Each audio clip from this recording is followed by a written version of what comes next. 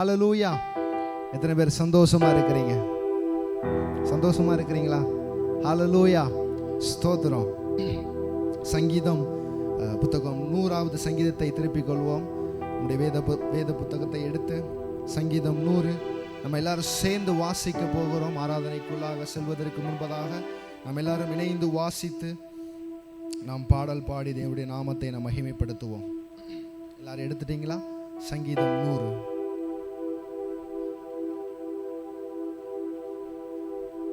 எடுத்திருப்பீங்க நம்புறீங்க. நீங்கள் எல்லாரும் ஒரு விஷயம் எழுந்து நிற்பீங்களா? எழுந்து நின்று நம்ம எல்லாரும் சேர்ந்து வாசிக்க போகிறோம்.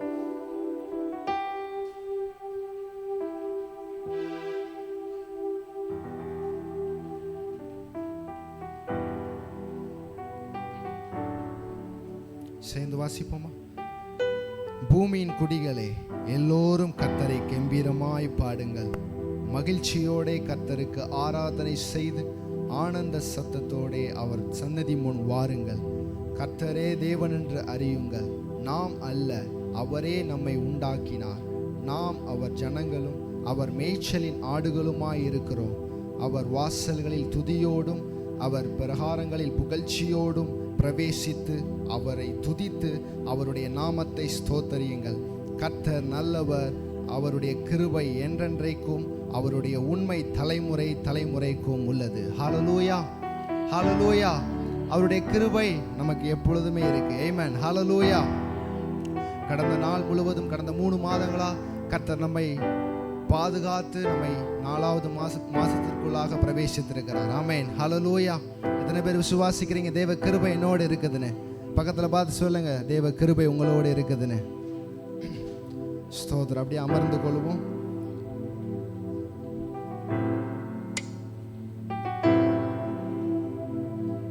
முதலாவதாக இரட்சண்ய மகிமை துதிகன வல்லமை இயேசுவுக்கு சொந்தம் அல்லவா? ஆவியின் வல்லமை கிருபை மேல் கிருபை தருகின்ற தேவன் அல்லவா என்கிற பாடலை பாடி நாம் தேவனுடைய நாமத்தை நாம் மகிமைப்படுத்த போகிறோம். ஹல்லேலூயா, ஸ்தோத்திரம்.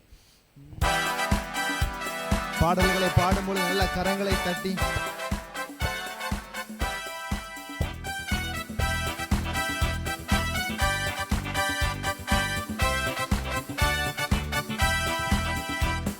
இரட்சண்ய மகிமை துதியான வல்லமை இயேசுவுக்கு சொந்தமல்லவா?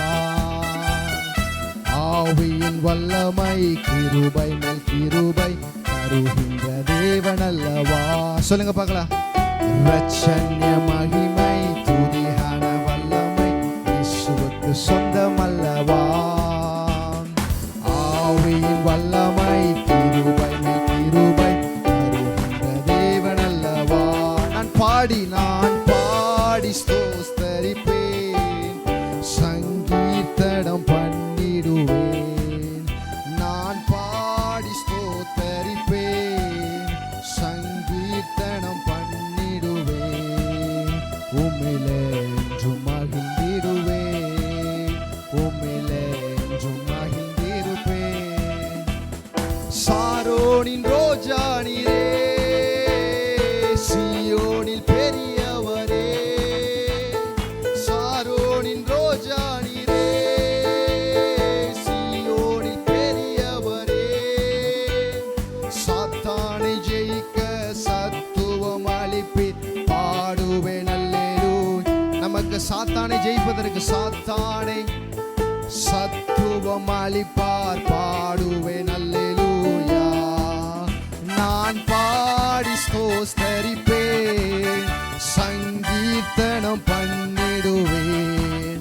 நான் பாடி ஸ்தோத்தரிப்பேன், சங்கீர்த்தனம் பண்ணிடுவேன். உம்மிலென்றும் உம்மிலென்றும் மகிழ்ந்திடும், உம்மிலென்றும் மகிழ்ந்திடுவேன். காருண்யமுள்ளவரே, கரம் பற்றி நடத்திடும். சொல்லுங்க, காருண்யம். காரம் பற்றி கண்மணி போல, கண்மணி போல காத்திட்டதால. சொல்லுங்க பார்க்கலாம், கண்மணி போல. எஸ்,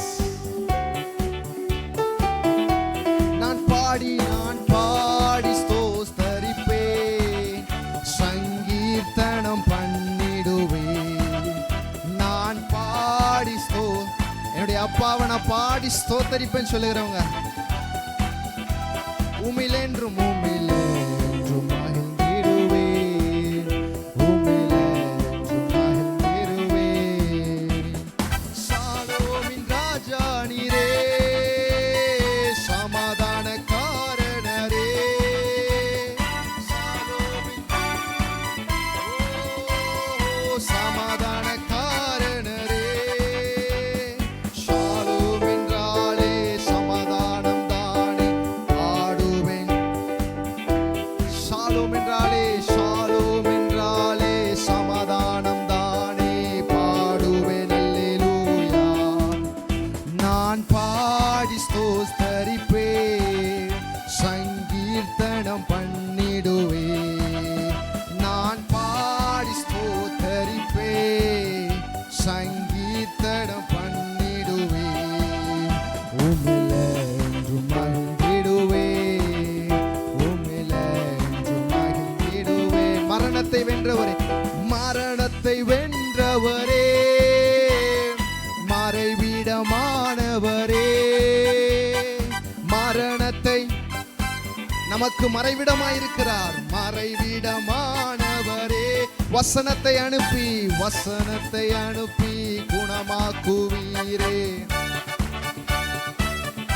ஓ ஆஹா, வசனத்தை அனுப்பி குணமாக்குவீரே. பாடுவேன் நான் பாடி ஸ்தோத்தரிப்பேன், சங்கீர்த்தனம் பண்ணிடுவேன். நான் பாடி ஸ்தோத்தரிப்பேன், சங்கீர்த்தனம் பண்ணிடுவேன். உம்மிலென்றும் மகிழ்ந்திருப்பேன், உம்மிலென்றும் மகிழ்ந்திருப்பேன். ரட்சண்ய மகிமை துதிஹார வல்லமை இயேசுவுக்கு சொந்தமல்லவா.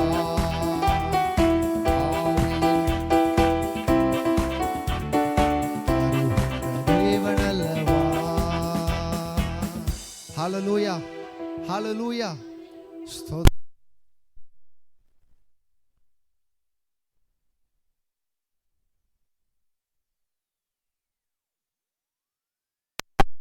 ஆனாலும் கூட ஆண்டவர் நம்மளுடைய துதிகள்ல ரொம்ப பிரியமா இருக்காரு. ஹல்லேலூயா, ஹல்லேலூயா. அவருடைய பிள்ளைகளாக இருக்கிற நம்மிடத்திலிருந்து வருகிற வார்த்தை அவருக்கு மிகவும் பிரியமா இருக்கிறது. ஹல்லேலூயா. நம்ம எல்லாரும் சேர்ந்து நம்ம பாட போறோம். ஒரு விசை நல்ல கரங்களை தட்டி உற்சாகமா பாடுங்க. இது தேவனுடைய நேரம், நம் தேவனுக்கு என்று கொடுக்கிற நேரம். ஹல்லேலூயா, ஸ்தோத்திரம். நல்ல கரங்களை தட்டி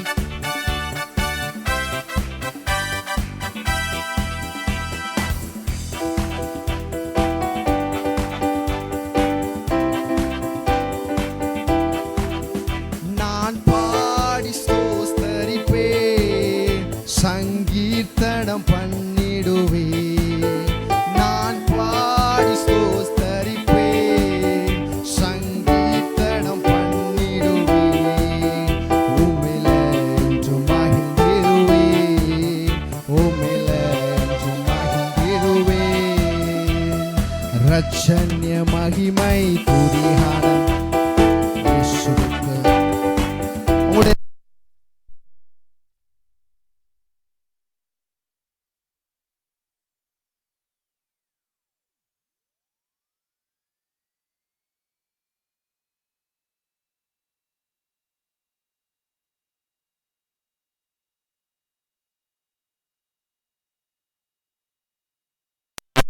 தேவனை மரணத்தை வென்றவரே, மரணத்தை வென்றவரே, மறைவிடமானவரே. மரணத்தை வென்றவரே, மறைவிடமானவரே.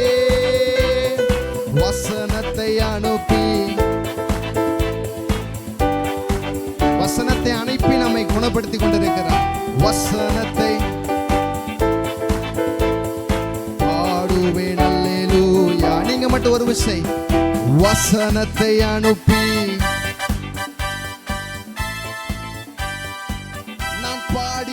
நான் பாடி ஸ்தோத்தரிப்பேன், சங்கீர்த்தனம் பண்ணிடுவேன். நான் பாடி ஸ்தோத்தரிப்பேன், ஆதரிப்பே, சங்கீர்த்தனம் பண்ணிடுவே, உம்மிலென்றும்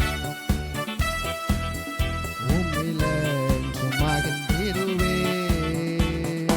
அவர் இந்த சங்கீதமானவர், பலமுள்ள கோட்டையுமாம், ஜீவனின் அதிபதியான அவர், ஜீவிய காலமெல்லாம் வாழ்த்திடுவோம்.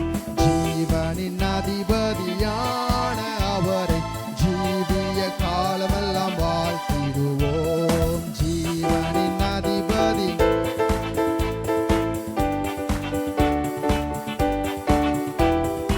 அவர் இந்த சங்கீதமானவர், துதிகளின் மத்தியில் வாசம் செய்யும், தூதர் கணங்கள் போற்றும் தேவன் அவரே. தூதர்கள்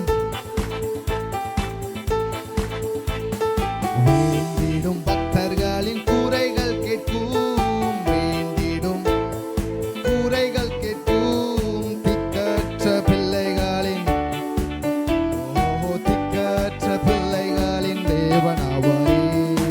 அவர் இந்த சங்கீதமானவர், பலமுள்ள கோட்டையுமாம், ஜீவனின் அதிபதியான அவரை, ஜீவிய காலமெல்லாம் வாழ்த்திடுவோம். ஜீவனின் அதிபதியான அவரை, ஜீவிய காலமெல்லாம் வாழ்த்திடுவோம். அவர் இந்த சங்கீதம் வானவர் கிறிஸ்து நாமமதை, வாழ்நாள் முழுவதும் வாழ்த்திடுவே. வானவர் கிறிஸ்து நாமமதை, வாழ்நாள் முழுவதும் வாழ்த்திடுவோம். வருகையில் அவரோடு இணைந்து என்றும், வருகையில் அவரோடு இணைந்து என்றும், வணங்குவோம், வாழ்த்துவோம், போற்றிடுவோம். விசுவாசமா வணங்குவோம், வணங்குவோம், போற்றிடுவோம். அவர் இந்த சங்கீதமானவர், பலமுள்ள கோட்டையுமாம், ஜீவனின் அதிபதியான அவரை, ஜீவிய காலமெல்லாம் வாழ்த்திடுவோம். ஜீவனின் அதிபதியான அவரை, ஜீவிய காலமெல்லாம். இரண்டு மூன்று பேர் இந்த நாமத்தினால் இருதயம் ஒருமித்தால் அவர் நடுவில். இரண்டு மூன்று பேர் இந்த நாமத்தினால் இருதயம் ஒருமித்தால் இருப்பேன் இருப்பேன் என்றவர் நமது தேவன். இருப்பேன் என்றவர் நம்முடைய மத்தியில். இரு கரம் வாழ்த்திடுவோம், இரு கரம் தட்டி என்றும் வாழ்த்திடுவோம். அவர் இந்த சங்கீதமானவர், பலமுள்ள கோட்டையுமாம், ஜீவனின் அதிபதியான அவரை, ஜீவிய காலமெல்லாம் வாழ்த்திடுவோம். ஜீவனின் அதிபதியான அவரை, ஜீவிய காலமெல்லாம் வாழ்த்திடுவோம். ஜீவனின் அதிபதியா அப்படி எழுந்து நிற்போமா? வாழ்த்திடுவோம். அவர் இந்த சங்கீதமானவர், பலமுள்ள கோட்டையுமாம், ஜீவனின் அதிபதியான அவரை, ஜீவிய காலமெல்லாம் வாழ்த்திடுவோம். ஜீவனின் அதிபதியான அவரை, ஜீவிய காலமெல்லாம் வாழ்த்திடுவோம். வானவர் கிறிஸ்து நாமமதை, வாழ்நாள் முழுவதும் சொல்லுங்க பார்க்கலாம். வானவர் கிறிஸ்து வாழ்நாள் முழுவதும் வாழ்த்திடுவோம். வருகையில் அவரோடு இணைந்து என்றும் விசுவாசத்தோடு, வருகையில் வணங்குவோம், வாழ்த்துவோம், போற்றிடுவோம். வணங்குவோம், வாழ்த்துவோம், போற்றிடுவோம். அவர் இந்த சங்கீதமானவர், பலமுள்ள கோட்டை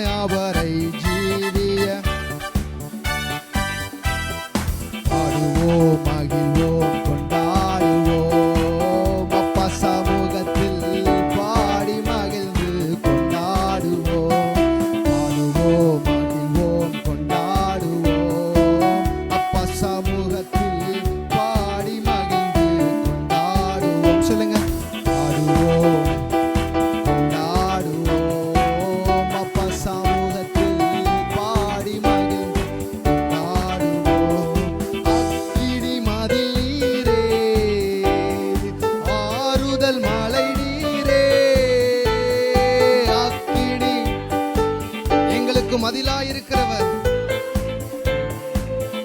இக்கட்டில் துணை நீரே இருளில் வெளிச்சம் நீங்க மாத்திரம் சொல்லுங்க இக்கட்டில் எஸ் இருளில் வெளிச்சம் நீரே நன்றி நன்றி நன்றி நன்றி நன்றி வாயை திறந்து சொல்லுங்க பார்க்கலாம் ஓ நன்றி நன்றி நன்றி நன்றி பாடுவோம் மகிழ்வோம் அப்பா சமூகத்தில் நான் பாடி மகிழ்ந்திருப்பேன் பாடுவோம் மகிழ்வோம் கொண்டாடுவோம் அப்பா சமூகத்தில் பாடி மகிழ்ந்து கொண்டாடுவோம் துயர் நீக்கும் மருத்துவரே என் துதிக்கும் பாத்திரரே எஸ் பாத்திரரே பலனெல்லாம் நீர்தான் என் பிரியமும் எனக்கு இருக்க எல்லா பலனும் நீங்க மாத்திரம் தான் சொல்லுங்க பார்க்கலாம் எஸ் பிரியமும்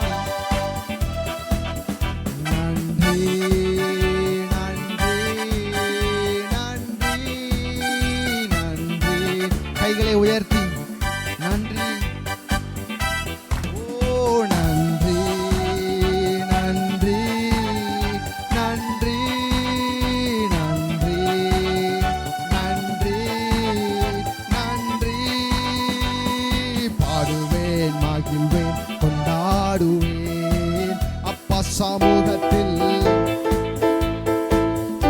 நீங்க உங்கள்ட்ட சொல்லுங்க பாடுவேன் அப்பா சமூகத்தில் பாடி மகிழ்ந்து பாடுவேன் பாடுவேன் மகிழ்வேன் கொண்டாடுவேன் அப்பா சமூகத்தில் பாடி மகிழ்ந்து கொண்டாடுவேன் பாடுவேன் மகிழ்வேன் கொண்டாடுவேன் அப்பா சமூகத்தில் பாடி மகிழ்ந்து கொண்டாடுவேன் பாடுவேன் மகிழ்வேன் கொண்டாடுவேன் அப்பா சமூகத்தில் பாடி மகிழ்ந்து கொண்டாடுவேன் அக்கினி மதில் நீரே ஆறுதல் மலை நீரே விசுவாசத்தோடு கேட்பீர்களானால் அவர் உங்களுக்கு அக்கினி மதிலாயிருப்பார் அவர் ஆறுதல் மலையாயிருப்பார் இக்காட்டில் துணை நீரே இருளில் வெளிச்சம் ஓஹோ இக்காட்டில் எனக்கு இருளில் வெளிச்சம் நீங்க மட்டும் போதும் நன்றி நன்றி நன்றி நன்றி நன்றி நன்றி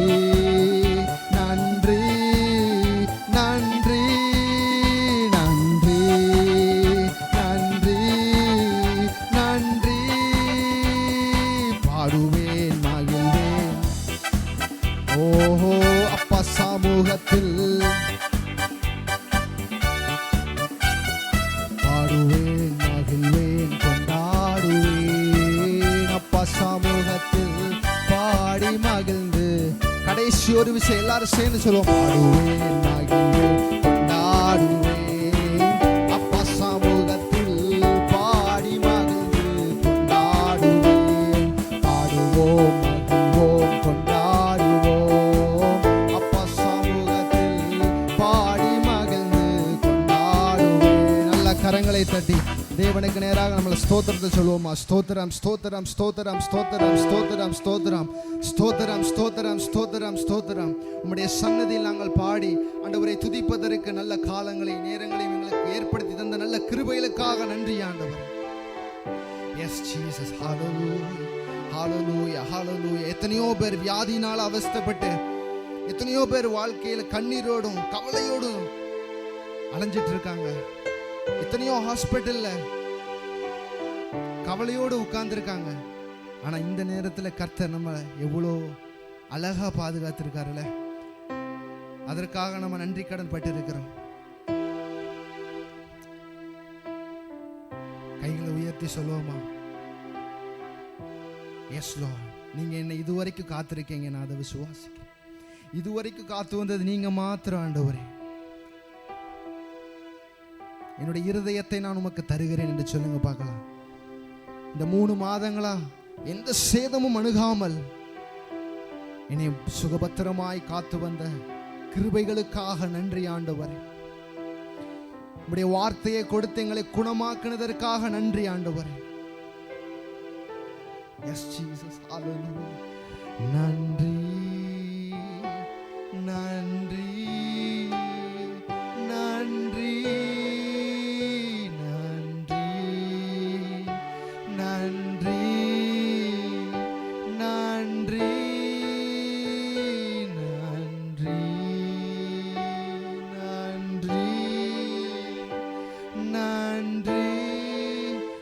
ஆழத்தில் சொல்லுங்க பார்க்கலாம். நன்றி ஆண்டவரே, நீ செய்த சகல காரியங்களுக்கும் நன்றி ஆண்டவர்.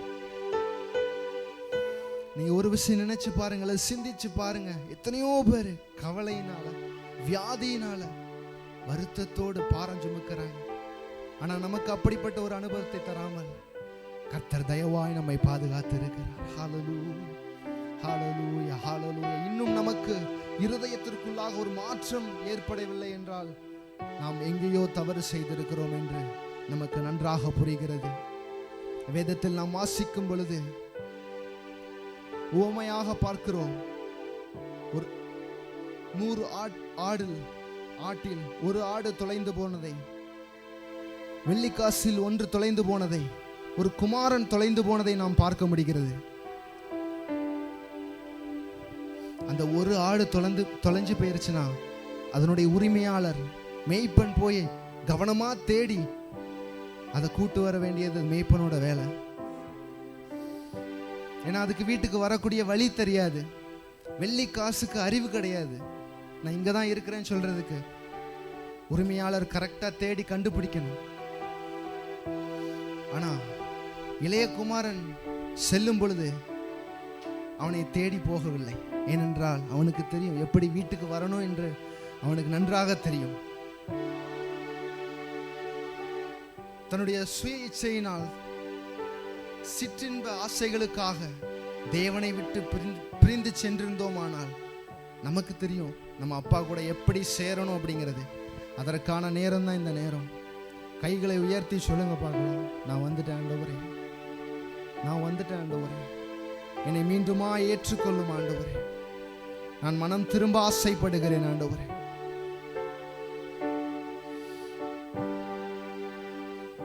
முக்கியமாய் ஒரு வசனம் சொல்லப்பட்டிருக்கிறது, தெளிந்த புத்தி உள்ளவனான போது. தெளிந்த புத்தியா இருக்கும் பொழுது மட்டும்தான் நாம் தேவனை தரிசிக்க முடியும். நாம் இன்று நிதானித்து பார்த்தோம் என்றால் நமக்கும் நம்முடைய ஆண்டவருக்கும் உறவு எப்படி இருக்கிறது என்று, அது வெகு தூரமா இருக்குது என்றால் இப்பொழுது நம்முடைய ஆண்டவரை கூப்பிடுவோமானால் இந்த 4வது மாதத்தில் முதல் வாரத்தில் 4வது மாதத்தில் முதல் வாரத்தில் தேவன் நம்மை சந்திப்பார். அவர் நமக்கு பக்க பலமாயிருப்பார். உளையான சேற்றுல ஒருத்தன் சிக்கி தவிச்சிருக்கான் அப்படின்னா ஒரு திடமான தரையில இருந்து யாராச்சும் உனக்கு உதவி செஞ்சா மட்டும்தான் முடியும், வெளியில வர முடியும். இல்லை என்னால முடியும் சொல்லி அவன் முயற்சி செய்தா மீண்டும் மீண்டுமாய் அந்த உளையான சேற்றில் அமிழ்ந்து போவான். இன்றைக்கு பாவம் என்கிற சேற்றில் நாம் இருப்போமானால், பாவமல்லாத ஒருவர் மூலமாய்தான் நாம் அதிலிருந்து வெளிவர முடியும். அது நாம் இயேசு மட்டுமே. நம்முடைய சொந்த பந்தங்கள் நம்மை கைவிடலாம், ஆனால் நம்முடைய தேவன் என்றென்றைக்கும் நம்மை கைவிட மாட்டார். நமக்கு அவருடைய கிருபையை கொடுத்திருக்கிறார். பிள்ளை என்கிற புத்திர சுவிகாரத்தை நமக்கு கொடுத்திருக்கிறார். ஹல்லேலூயா, ஹல்லேலூயா, ஹல்லேலூயா. எல்லாரும் கைகளை உயர்த்தி நான் மனம் திரும்ப விரும்புகிறேன்னு சொல்றவங்க மாத்திரம், கர்த்தர் இன்றைக்கு என்ன சந்திக்க வேண்டும் என்று சொல்லுகிறவங்க மாத்திரம் கரங்களை உயர்த்தி, எஸ் லார்ட், ஹல்லேலூயா, நீர் என்னை சந்தியும் ஆண்டவரே. ஒரு வார்த்தை கேளுங்க பார்க்கலாம். நான் மனம் திரும்புகிறேன் ஆண்டவரே, என்னை புத்தி உள்ளவனாய், புத்தி தெளிந்தவனாய் என்னை மாற்றும் ஆண்டவரே என்று சொல்லுங்க பார்க்கலாம். ஹல்லேலூயா, உமக்கு நன்றி ஆண்டவரே. S Jesus, S Jesus. உம்முடைய அழகான கண்கள் என்னை கண்டதுனால தான் நான் இந்த இடத்துல இருக்கேன் ஆண்டவரே. என்ன முடியாது முடியாது நிறைய பேர் என்று சொன்னாங்க. என்னால் இந்த இடத்துக்கு வந்தால் சரியாக இருக்க முடியாதுன்னு சொல்லியிருப்பாங்க. ஆனால் அதெல்லாம் காட்டிலும் என்னுடைய தேவன் என்னை நடத்திய விதம் மிகவும் அழகானது. எத்தனை பேர் அதை உணர்றீங்க? எத்தனை பேர் அதுக்காக நன்றி செலுத்துறீங்க ஆண்டவர்கிட்ட? இன்றைக்கு சொல்லுங்க, ஆண்டவரே நான் மனம் திரும்ப ஆசைப்படுகிறேன். தெளிந்த புத்தி உள்ளவர்களா என்னை மாற்றுங்க ஆண்டவரே. ஹல்லேலூயா, உமக்கு நன்றி ஆண்டவரே, நன்றி ஆண்டவரே. யாரும் அறியாத என்னை நன்றாய் அறிந்து தேடி வந்த நல்ல நேசரே, யாரும் அறியாத என்னை நன்றாய் அறிந்து தேடி வந்த நல்ல நேசரே, உம்மழகான கண்கள் என்னை, எஸ் அப்படித்தான் முடிந்ததென்று. வாழ்க்கையில எல்லாமே முடிஞ்சதுன்னு நினைச்சேன், ஆனா ஒரு புதிய துவக்கத்தை தந்திருக்கீங்க.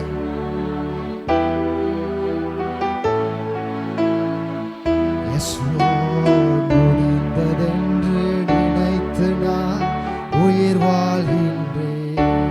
தூக்கி எறியப்பட்ட என்னை வேண்டுமென்று சொல்லி சேர்த்து கொண்ட நல்ல நேசரே. இந்த உலகத்துல நம்ம வேண்டான்னு ஒதுக்கி இருக்கலாம், என்ன தூக்கி எறிஞ்சாங்க ஆண்டவரே, ஆனா நம்முடைய தேவன் நம்மளை சேர்த்து கொண்டார்.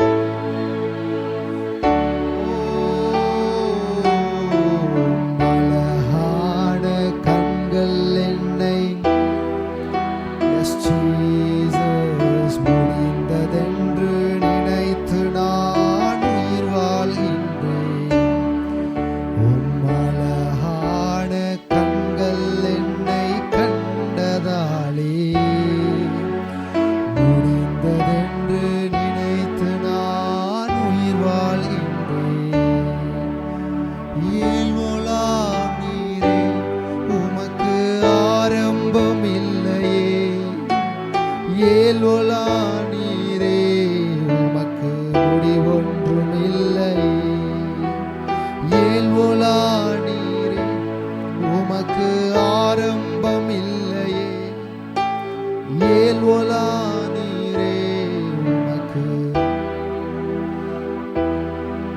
உம்மை அறிந்தவர் இல்லையே, உம்மை புரிந்தவர் இல்லையே, உம்மை கண்டவர் இல்லையே, உமக்கு உருவங்கள் இல்லையே. கடைசியா ஒரு விஷயம், உம்மை அறிந்தவர், உம்மை புரிந்தவர், உம்மை கண்டவர் இல்லையே, உமக்கு உருவங்கள் இல்லையே. நீரே உன்னத, கைகளை உயர்த்தி, நீரே பரிசுத்த, நீரே மகத்துவ, மகத்துவ, உம்மை ஆராதிப்பே. நீரே உன்னத, நீரே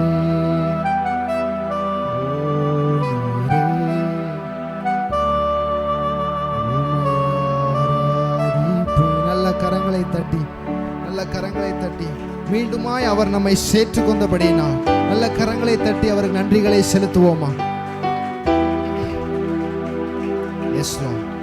நான் மனம் திரும்ப ஆசைப்படுகிறேன்.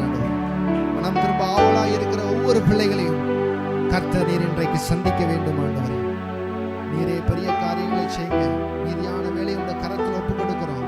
ஆண்டவரே, எங்களுக்கு ஏற்ற வார்த்தையை ஆண்டவரே நீர் எங்களுக்கு மன்னாவாய் தரும்படியாக நாங்கள் ஜெபிக்கிறோம். ஆண்டவரே, நீர் ஆண்டவரை பெருகவும் நாங்கள் சிறுகவும் நாங்கள் எங்களை அர்ப்பணிக்கிறோம். ஆண்டவரே, மீட்பர் இயேசு கிறிஸ்துவின் நாமத்தினால் ஜெபிக்கிறோம் நல்ல பிதாவே, ஆமென். ஹல்லேலூயா, ஹல்லேலூயா.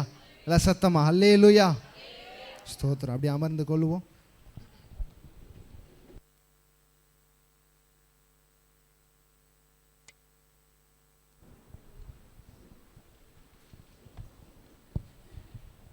கர்த்தருடைய பரிசுத்த நாமம் மகிமைப்படுவதாக. இந்த நாள் காலையிலும் 2வது ஆராதனைக்கு வந்திருக்கிற உங்கள் யாவரையும் இயேசுவின் நாமத்தில் வாழ்த்தி வரவேற்கிறோம். சபையின் அறிவிப்புகள்.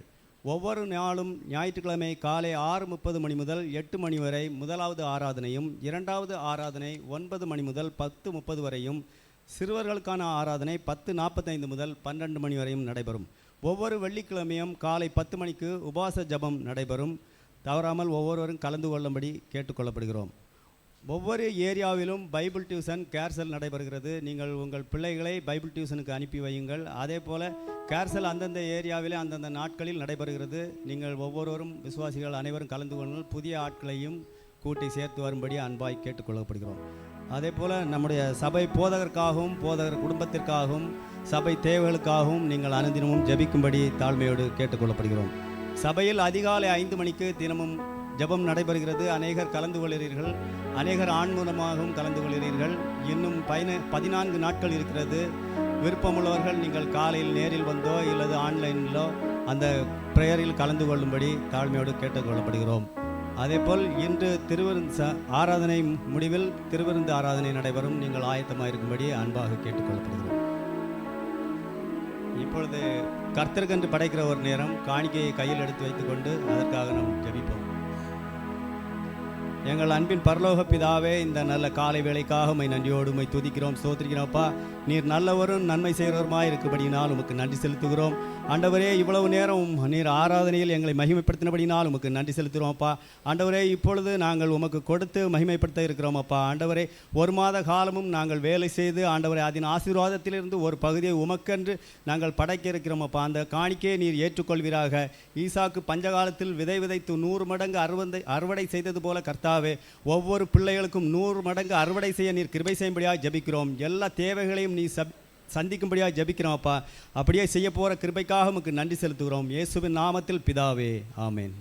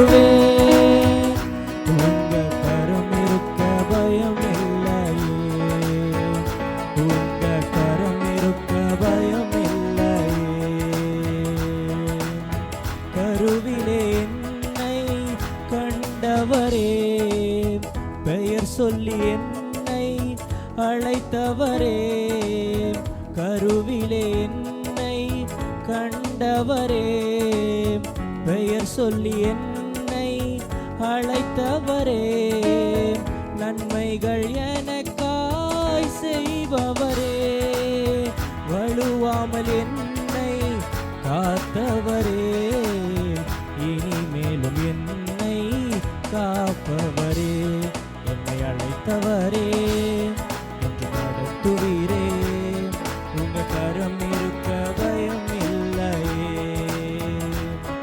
என்னை அழைத்தவரே, என்று நடத்துவீரே, உங்க கரம் இருக்க பயம் இல்லையே. புல்லுள்ள இடங்களில் மேய்த்திடுவீர், அமர்ந்த தண்ணீரண்டை நடத்திடுவீர். புல்லுள்ள இடங்களில் மேய்த்திடுவீர், அமர்ந்த தண்ணீரண்டை நடத்திடுவீர். மரணத்தின் பள்ளத்தாக்கு சூழ்ந்திட்டாலும் வாக்கென்னும் கோலினால் பலப்படுத்தி எனக்கான நன்மையை காண செய்வீர். என்னை அழைத்தவரே, என்று நடத்துவீரே, உங்க கரம் இருக்க பயம் இல்லையே. என்னை அழைத்தவரே, என்று நடத்துவீரே, உங்க கரம் இருக்க பயம் இல்லையே.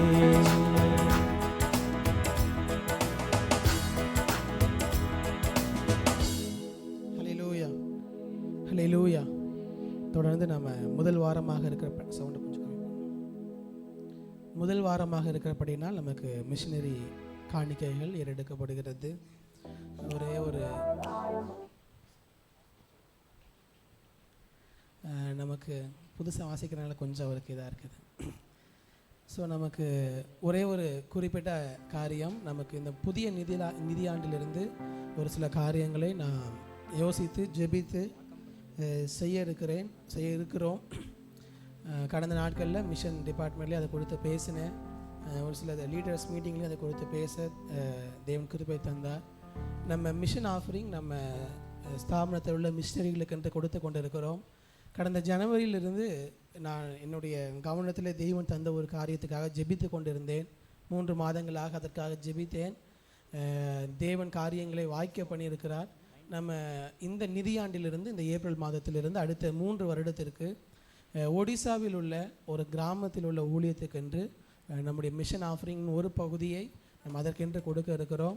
நான் அதற்காக ஜெபித்து கேட்ட பொழுது எந்தவித தொடர்பும் இல்லாத ஒரு கிராமம், அந்த பகுதியில் உள்ள ஊழியங்களுக்காக நம்ம கொடுக்க இருக்கிறோம். அங்கே நடக்கிற சைல்ட் கேர் சென்டர், அங்கே படிக்க முடியாமல் இருக்கிற பிள்ளைகளுக்காக அவங்க கற்றுக் கொடுக்குற அந்த காரியத்திற்காக அங்கே ஸ்கூல்ஸ் இருக்கும். பட் ஆனால் என்ன பண்ண மாட்டாங்கன்னா, டீச்சர்ஸ் யாரும் வரமாட்டாங்க. ஏன்னா நடந்து 7 கிலோமீட்டர் வந்தால் தான் அந்த ஊருக்கே வர முடியும். அப்படிப்பட்ட இடங்கள்லாம் அங்கே இருக்கிறது. அதனால் அந்த பகுதிகளில் நடக்கக்கூடிய இந்த ஊழியங்கள், சிறு பிள்ளைகளுக்கென்று நடக்கக்கூடிய இந்த ஊழியங்கள் 2 போட் மாதிரி ரோடு மாதிரி தான் அந்த இடத்துக்கு வரணும், அந்த ஊருக்கு போகணுன்னா. இந்த மாதிரி கிராமங்களில் உள்ள ஊழியங்களுக்காக அங்கே நடக்கிற பிள்ளைகளுக்கு நடக்கக்கூடிய சைல்ட் கேர் சென்டர், அதற்காக நம்ம கொடுக்க போகிறோம். அங்கே நான் பேசியெல்லாம் செய்த பொழுது ஒரு பிள்ளைகளுக்கு ஒரு மாதத்திற்கு 500 ரூபாய் அங்கே சாப்பாட்டுக்காக ஆகிறது. சாப்பாடுன்னா நம்ம சாப்பிட்ற சாப்பாடு இல்லை, நியூட்ரிஷன் ஃபுட்டுக்காக எக்கு, ஒரு சில பயிர் வகைகள் இந்த மாதிரிலாம் கொடுக்குறோம். ஸோ அதுக்காக ஜெபித்திருக்கிறோம். இப்பொழுது நம்ம முதற்கட்டமாக ஒரு 10 பிள்ளைகளுக்கு நம்ம கொடுக்க போகிறோம். கர்த்தருக்கு சித்தமானால் கர்த்தர் நம்முடைய கைகளை பலப்படுத்தும் பொழுது ஒரு கிராமத்திற்கு நம்ம சபை, ஒரு கிராமத்தை உருவாக்கக்கூடிய சபையாக தேவன் நம்மை நடத்தணும். ஒடிசாவுக்காக தேவன் எனக்கு தந்த பாரம், ஒடிசா, யூபி, எம்பிலாம் நம்ம ஊழியம் செய்ய வேண்டும் என்று எனக்கு தேவன் தந்த பாரம். அதற்கு ஏற்றாற் போல் ஒடிசாவில் உள்ள இந்த கிராமத்தை தேவன் நமக்கு காட்டியிருக்கிறார். இந்த ஏப்ரல் மாதத்திலிருந்து ஒரு பகுதியை நாம் அதற்காக கொடுக்க போகிறோம். இன்னும் வரக்கூடிய நாட்களில் ஏப்ரல் கடைசி வாரம் அல்லது மே முதல் வாரத்தில் அதை குறித்ததான விளக்கங்கள் எல்லாவற்றையும் உங்களுக்கு தெளிவாக நான் சொல்லுவேன். நீங்கள் அதுக்காக ஜெபிப்பதற்காக அதற்கான விளக்கங்களை உங்களுக்கு சொல்லுவேன். நீங்கள் தொடர்ந்து அதுக்காக ஜெபியுங்கள்.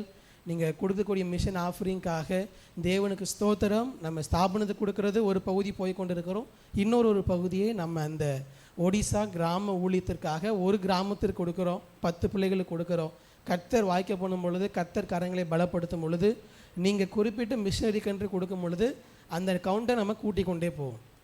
ஒவ்வொரு முறை 500 ரூபாய் நமக்கு அதிகமாக வரும் பொழுதும் நம்ம ஒவ்வொரு பிள்ளைகளையும் கூட்டிக் கொண்டே போவதற்கு, ஒரு கிராமம் முழுவதையும் நம்முடைய சபை தாங்குவதற்கு தேவன் நம்முடைய கரங்களை பலப்படுத்துவாராக. ஹல்லேலூயா. ஸோ அடுத்த 3 நிதியாண்டுக்கு நம்ம செய்ய போகிற இந்த ஊழியத்துக்காக நீங்கள் ஜெபியுங்கள். நம்ம எல்லா காரியத்தையும் அதற்காக 3 மாதங்கள் யோசித்திருக்கிறேன், ஜெபித்திருக்கிறேன். அதுக்கப்புறம் தான் இந்த முடிவுக்கு வந்திருக்கிறோம். நீங்களும் இதற்காக ஜெபியுங்கள். வருகிற மே மாதத்தில் இதை குறித்ததான இன்னும் விளக்கங்களை உங்களுக்கு தருகிறேன். இந்த மாதத்திலிருந்து கொடுப்பதற்கு தேவன் நமக்கு கிருபை தருவாராக. நம்ம கண்களை மூடி கொடுக்க இருக்கிற மிஷன் ஆஃபரிங்காக ஜெபிப்போம். விசேஷமாக ஒடிசாவில் இருக்கக்கூடிய அந்த கிராமத்திற்காக, அந்த கிராமத்தில் உள்ள சிறு பிள்ளைகளுக்காக, அதனுடைய படிப்பு, தேவனை பற்றி அவங்க அறிந்து கொள்ள வேண்டும், அந்த காரியத்திற்காக கண்களை மூடி ஜெபிக்கலாம்.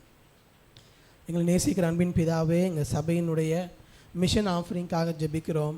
ஆண்டவரே, நாங்கள் ஒவ்வொரு மாதமும் கொடுக்கக்கூடிய அந்த மிஷன் ஆஃபரிங் ஒடிசாவில் உள்ள ஏதோ ஒரு கிராமத்தில் உள்ள ஒரு குழந்தை ஒரு மாதம் படிப்பதற்கோ, கிறிஸ்துவை பற்றி அறிந்து கொள்வதற்கோ, கிறிஸ்துவுக்குள்ளாக வளருவதற்கு இது பயன்படட்டும். ஆண்டவரே, இதை செய்கிற கரங்களை தேவன் ஆசீர்வதிப்பீராக, பலப்படுத்துவீராக. ஆண்டவரே, எங்களால் இயன்றதை நாங்கள் கொடுக்கிறோம். எங்களுடைய சபை ஒடிசாவில் ஒரு கிராமத்தை, தேவனுடைய ராஜ்யத்தை எங்கள் ஸ்தாபிப்பதற்கு எங்கள் சபையை நீங்கள் பயன்படுத்துங்க, பலப்படுத்துங்க. கொடுக்கிற கரங்களை ஆசீர்வதிங்க. ஆண்டவரே, அந்த இடங்களுக்காக ஜெபிக்கிறோம். எங்களை விட எவ்வளவோ பின்தங்கிய நிலையில் இருக்கக்கூடிய பிள்ளைகளை ஆண்டவரே, நீர் உம்மை அறிந்து கொள்வதற்கு, கிறிஸ்துவை பற்றி அறிந்து கொள்வதற்கு தேவன் வழி வாய்க்கால்களை திறந்தருளுவீராக. கர்த்தருடைய கரம் உடனிருந்து வழி நடத்தட்டும். இயேசு கிறிஸ்துவின் நாமத்தில் ஜெபிக்கிறோம் ஜீவன் நல்ல பிதாவே, ஆமென், ஆமென்.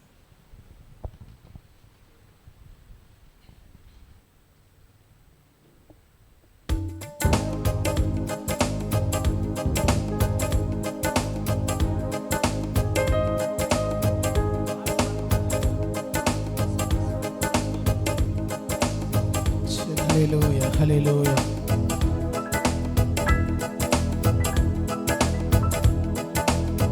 கருவிலே என்னை கண்டவரே, பெயர் சொல்லி என்னை அழைத்தவரே. கருவிலே என்னை கண்டவரே, பெயர் சொல்லி என்னை அழைத்தவரே. நன்மைகள் எனக்காய் செய்பவரே, வழுவாமல் என்னை காத்தவரே. இனிமேலும் என்னை காப்பவரே, என்னை அழைத்தவரே, என்று நடத்துவீரே. உங்க கரம் இருக்க பயம் இல்லையே. என்னை அழைத்தவரே, என்று நடத்துவீரே. உங்க கரம் இருக்க பயம் இல்லையே.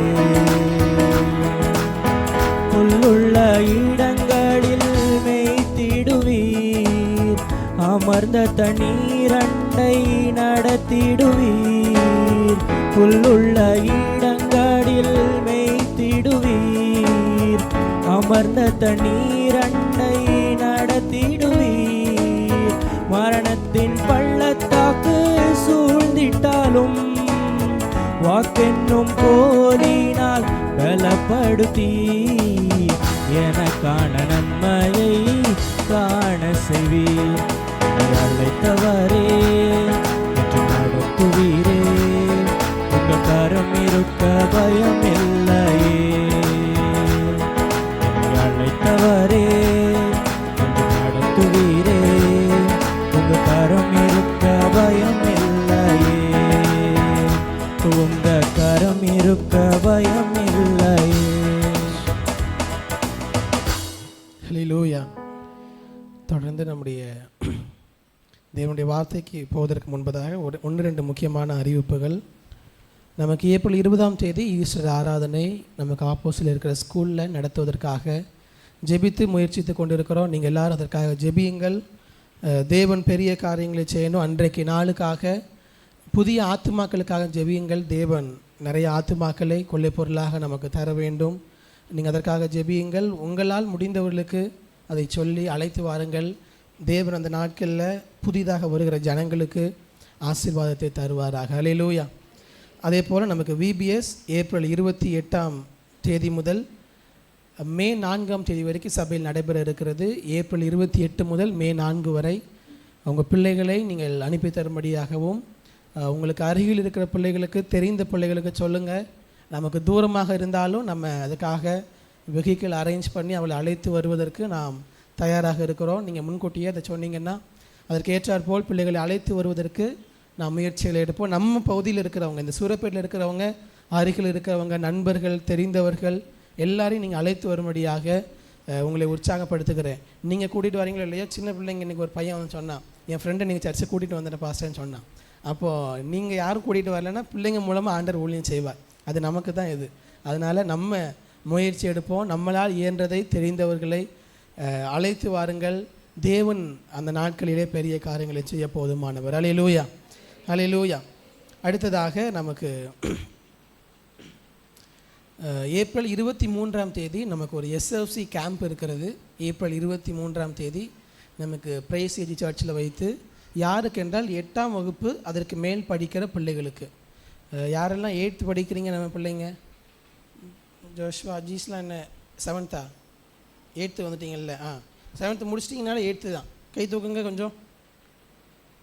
அவ்வளோதானா? ஓகே. ஸோ நம்ம பிள்ளைகள் எல்லாருக்கும் ஒரு SFC கேம்ப் 2 நாட்கள் நடைபெறுகிறது. இந்த வாலிப நாட்களிலே கிறிஸ்துவுக்குள்ளாக வளருவதற்காக 2 நாள் கேம்ப் நம்ம ஒழுங்கு செய்திருக்கிறோம். நம்ம செக்ஷன் லெவலான கேம்ப்ஸ். அதற்கு நம்மளுடைய பிள்ளைகளை அழைத்து வாருங்கள், அனுப்பி தாருங்கள். நம்ம சர்ச்சிலேருந்து எல்லாரையும் ஒன்றா கூட்டிகிட்டு வந்துடலாம். நம்ம பக்கத்தில் இருக்கிறனால ஸ்டே பண்ண தேவையில்லை. காலையில் போயிட்டு ஈவினிங் வந்துடலாம். எல்லா பிள்ளைகளுக்கும் அது மிகுந்த ஆசீர்வாதமாக இருக்கும். நீங்கள் உங்கள் பிள்ளைகளை அனுப்பி தாருங்கள். அந்த 2 நாள் கேம்பில் 1 நாள் மதிய சாப்பாடு நம்முடைய சபையின் சார்பாக கொடுக்குறோம். நம்ம 2 நாள் சாப்பாடில் 1 நாள் மதிய சாப்பாடு நம்ம கொடுக்குற எல்லா பிள்ளைகளுக்கும். அதற்காக அந்த 2 நாள் கேம்புக்காக நீங்கள் தொடர்ந்து ஜெபித்து கொள்ளும்படியாக உங்களை உற்சாகப்படுத்துகிறேன். இன்று அல்லது இந்த வாரத்தில் பிறந்த நாளை காண்கிறவர்கள் யாராவது இருக்கிறீர்களா?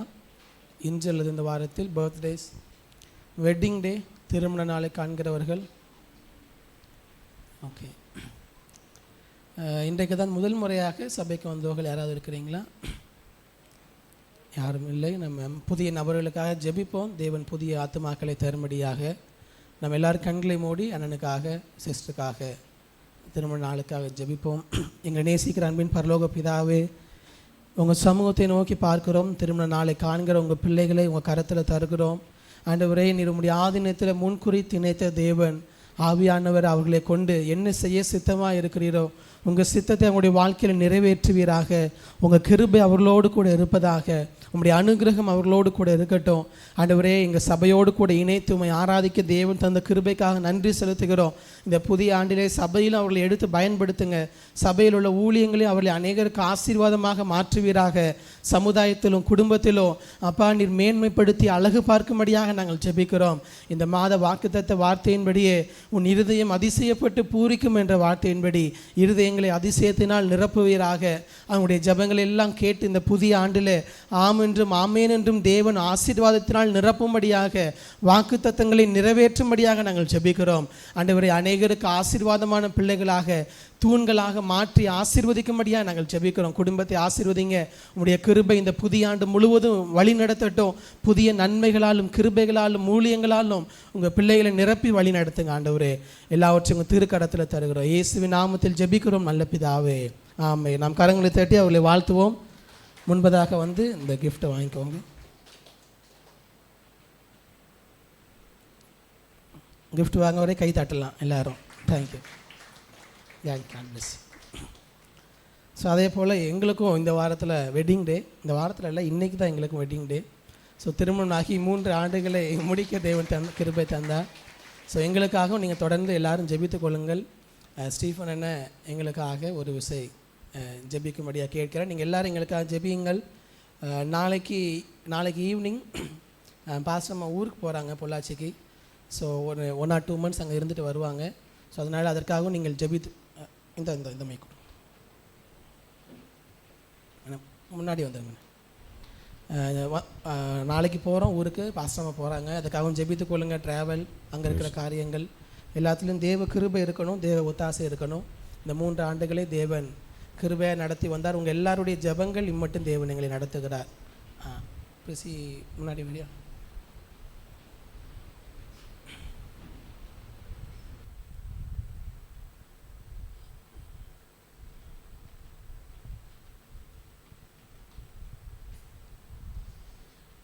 சபையாராய் எல்லாரும் நாம் எழுந்து நின்று ஊழியருக்காக, குடும்பத்துக்காக ஜெபிக்கலாம். கரங்களை இவர்கள் நேராக உயர்த்தி, பரலோக பிதாவே, சர்வ வல்லமுள்ள ஆண்டவரே, உம்முடைய குமாரனும் இரட்சகருமாம் இயேசு கிறிஸ்து நாமத்தினாலே ஆண்டவரே ஸ்தோத்திரம். சபையாய் எங்களை ஆண்டவரை ஆராதிக்க நீ அழைத்து வந்த நல்ல தருணத்திற்காக உமக்கு நாங்கள் நன்றி செலுத்துகிறோம் ஐயா. உம்மை நாங்கள் துதிக்கிறோம். இப்பொழுது சொல்லப்பட்டதான ஜெப குறிப்புக்காக நம்முடைய சமூகத்தில் வருகிறோம். நீர் எங்களுக்கு ஆண்டவரே என்று தந்திருக்கிறதான மேய்ப்பருக்காகவும் ஆண்டவரே ஸ்தோத்திர ஊழியக்காரமாவுக்காக நாங்கள் ஜெபிக்கிறோம். கர்த்தர் ஆண்டவரே ஸ்தோத்திரம் வெவ்வேறு தாயின் கருவிலே ஆண்டவரே ஸ்தோத்திரம் தோற்றுவிக்க பண்ணி ஆண்டவரே ஸ்தோத்திரம் ஏற்ற நேரத்திலே ஆண்டவரே தகப்பனே இவர்களை ஆண்டவரை ஒன்றிணைத்து உம்முடைய ஊழியத்தின் அபிஷேகத்தையும் அழைப்பையும் தந்து தரிசனத்தையும் தந்து ஆண்டவரை இணைத்து இதுகால் வரைக்கும் ஆண்டவரை இணைந்து உடைய ராஜ்யத்தை கட்ட எங்களை ஆண்டவரே ஸ்தோத்திரம் ஐயா மனவாட்டியாய் இருக்கிறதான் எங்களை ஆண்டவரே கரைதரையற்ற மனவாட்டி சபையாக உமக்கு முன்பதாக நிறுத்துவதற்கு ஏதுவாக சத்தியத்தின் மூலம் எங்களை ஆண்டவரே வழிநடத்துகிற ஆண்டவரே இந்த பிள்ளைகளுக்கு ஆட்சேபிக்கிறேன். கர்த்தர் ஆண்டவரே ஸ்தோத்திரம் எங்கள் ஊழியரையும் ஊழியக்காரமாவே நீர் ஆசீர்வதிப்பீராக. இணைத்த தேவன் ஆண்டவரே, தரிசனத்தை கொடுத்த தேவன் ஆண்டவரே, திட்டத்தை கொடுத்த தேவன் ஆண்டவரே, அதற்கு நேராக ஆண்டவரே பிள்ளைகளை நீ வழிநடத்தும்படியாக ஜெபிக்கிறேன். கர்த்தர் நீ பெரிய காரியங்களை செய்தல்லும்படியாக ஜெபிக்கிறேன். ஆண்டவரே இவளுக்கு ஆண்டவரே கிருபை வரங்களை தந்து ஆண்டவரே ஸ்தோத்திரம் ஐயா ஆயிரங்களை லட்சங்களுக்கு ஆண்டவரே ஸ்தோத்திரம் ஐயா இருங்க ஆண்டவரே உம்முடைய ராஜ்யத்துக்கு நேராக ஜனங்களை நடத்துவதற்கு ஏதுவான கிருபைகளையும் வரங்களையும் நீர் தந்து வழிநடத்தும்படியாக ஜெபிக்கிறேன். எல்லா தேவைகளையும் நீர் சந்தித்து வழிநடத்தும்படியாக ஜெபிக்கிறேன். ஆண்டவரே உள்ளும் புறவுமாய் ஆண்டவரே இவர்கள் செழிப்பை கண்டடையத்தக்கதாக நீ உதவி செய்யுங்க ஆண்டவரே ஸ்தோத்திரம் ஐயா. எல்லா நதின் காலங்களிலே நேர்த்தியாய் செய்கிறதான கர்த்தர் குறித்த நாட்களிலே நீ நிறைவேற்றுகிற வல்லமுள்ள தேவனானபடினால் நமக்கு நன்றி செலுத்துகிறேன். கர்த்தர்களை இணைத்தீர் ஆண்டவரே.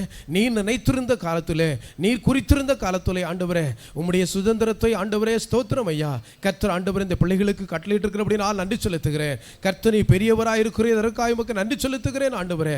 தகப்பனே ஸ்தோத்திரம். உடைய கனமான ஊழியத்தை செய்கிற பிள்ளைகளை பரமபிதாவானவர் நீ கனப்படுத்தும்படியாக ஜெபிக்கிறேன். இவருடைய கனத்தை ஆண்டவரே பரத்திலிருந்து ஆண்டவரே இவளுக்கு கனம் உண்டாவதாக, ஆசீர்வாதம் உண்டாவதாக ஆண்டவரே, சரீர சுகபலன் ஆரோக்கியம் உண்டாவதாக இயேசுவின் நாமத்தினாலே பிள்ளைகள் ஆண்டவரே ஸ்தோத்திரம் உடைய ஊழியத்திலே ஆண்டவரே ஸ்தோத்திரம் ஐயா ஆண்டவரே நீர் சொல்லுகிறபடி ஆண்டவரே ஊழியத்தை செய்யவும் ஆண்டவரே ராஜ்யத்திற்கு எங்களை ஆண்டவரே ஸ்தோத்திரம் ஐயா ஆயத்தப்படுத்தவும் பரிசுத்த ஆவியானவர் காட்டுகிற வழியிலே சரியாக ஆண்டவரே எங்களை நடத்த கர்த்தர் உதவி செய்து வருகிறீர். அதற்காக உமக்கு நன்றி செலுத்துகிறேன். சத்தியத்தை சத்தியமாக பேசி ஆண்டவரே சர்வ வல்லவர் இருக்கிறதான இடத்திலே நாங்கள் சென்றடைய கர்த்தர் ஆண்டவரே ஸ்தோத்திரம் பிள்ளைகளை எங்களுக்காக பிள்ளைகளை பயன்படுத்தி வருகிற பேரன்பிற்காக நன்றி செலுத்துகிறேன். கிருபை வரங்களில் நான் நிறைத்தொழும் ஐயா ஸ்தோத்திரம் ஆண்டவரே. அற்புத அடையாளங்கள் உம்முடைய நாமத்தினாலே பிள்ளைகள் கைகளினாலே செய்து ஆண்டவரே உம்முடைய நாமம் மகிமைப்படுவதற்கு ஏதுவாக காரியங்களை செய்து பிள்ளைகளை கனப்படுத்தும்படியாக ஜெபிக்கிறேன். கர்த்தர் பெரிய காரியங்களை செய்யுங்க. சுகவியில் ஆண்டவரே எல்லா பலவீனங்களிலே என் தேவனுடைய காலம் ஆண்டவரே இருந்து பிள்ளைகளை பலப்படுத்தும்படியாக ஜெபிக்கிறேன். உடைய பலவீனத்திலே தேவனுடைய பலன் பூர்ணமாய் விளங்கட்டும் ஐயா ஸ்தோத்திரம். எல்லா ஆசீர்வாதமும் பரத்திலிருந்து கட்டளையிட்டு ஆண்டவரே ஸ்தோத்திரம் ஐயா இவர்களை போஷித்து வழிநடத்தி வருகிற தெய்வம், இவளை ஆசீர்வதித்து வழிநடத்தி வருகிற தெய்வம், எல்லாவற்றுக்கும் எல்லாமா இருந்து பிள்ளைகளோடு இதுவரை இருந்து வழிநடத்தின தெய்வம் இனிமேலும் வழிநடத்தி பாதுகாத்துக் கொள்ள போறோம் அப்படி நான் நன்றி செலுத்துகிறேன். இவர்களை நாங்கள் சபையாராய் சேர்ந்து ஆண்டவரே இவர்கள் திருமண நாளை காணுகிறதான இவர்களை ஆண்டவரே ஸ்தோத்திரம் ஐயா ஆண்டவரே நாங்கள் ஆசீர்வதிக்கிறோம். சபையாராய் நாங்கள் ஆசீர்வதிக்கிறோம். கோடா கோடியாய் பெருக ஆண்டவரே எல்லா விதத்திலும் ஆசீர்வாதம் உள்ளவர்களாய் காணப்பட கர்த்தர் ஆண்டவரே கிருபை செய்ய போற அப்படின்னா நமக்கு நன்றி செலுத்துகிறேன். நீர் அப்படி செய்து நம்முடைய நாமத்தை மையப்படுத்த போற அப்படின்னா நமக்கு நன்றி செலுத்துகிறேன். மீட்பர் இயேசுவின் நாமத்தில் ஜெபிக்கிறோம் ஜெபிக்கிறதான நல்ல பிதாவே. ஆமென் ஆமென். தேங்க்யூ வாழ்த்துக்கள். நம்ம அப்படியே உட்கார்ந்து கொள்ளலாம். ஹல்லேலூயா ஹல்லேலூயா. நம்முடைய கவனத்தை தேவனுடைய வார்த்தைக்கு நேராக திருப்புவோம். இன்னும் நமக்கு அரை மணி நேரம் இருக்கிறது. வேகமாக தேவனுடைய வார்த்தையை உங்களிடத்தில் பகிர்ந்து கொண்டு ஜெபித்து முடிக்க திருவிருந்துக்கு நேராக நம்மை ஆயத்தப்படுத்துவோம். ஏசாயா 60வது அதிகாரம். ஏசாயா 60வது அதிகாரம் 4-5 வசனங்களை வாசியுங்கள்.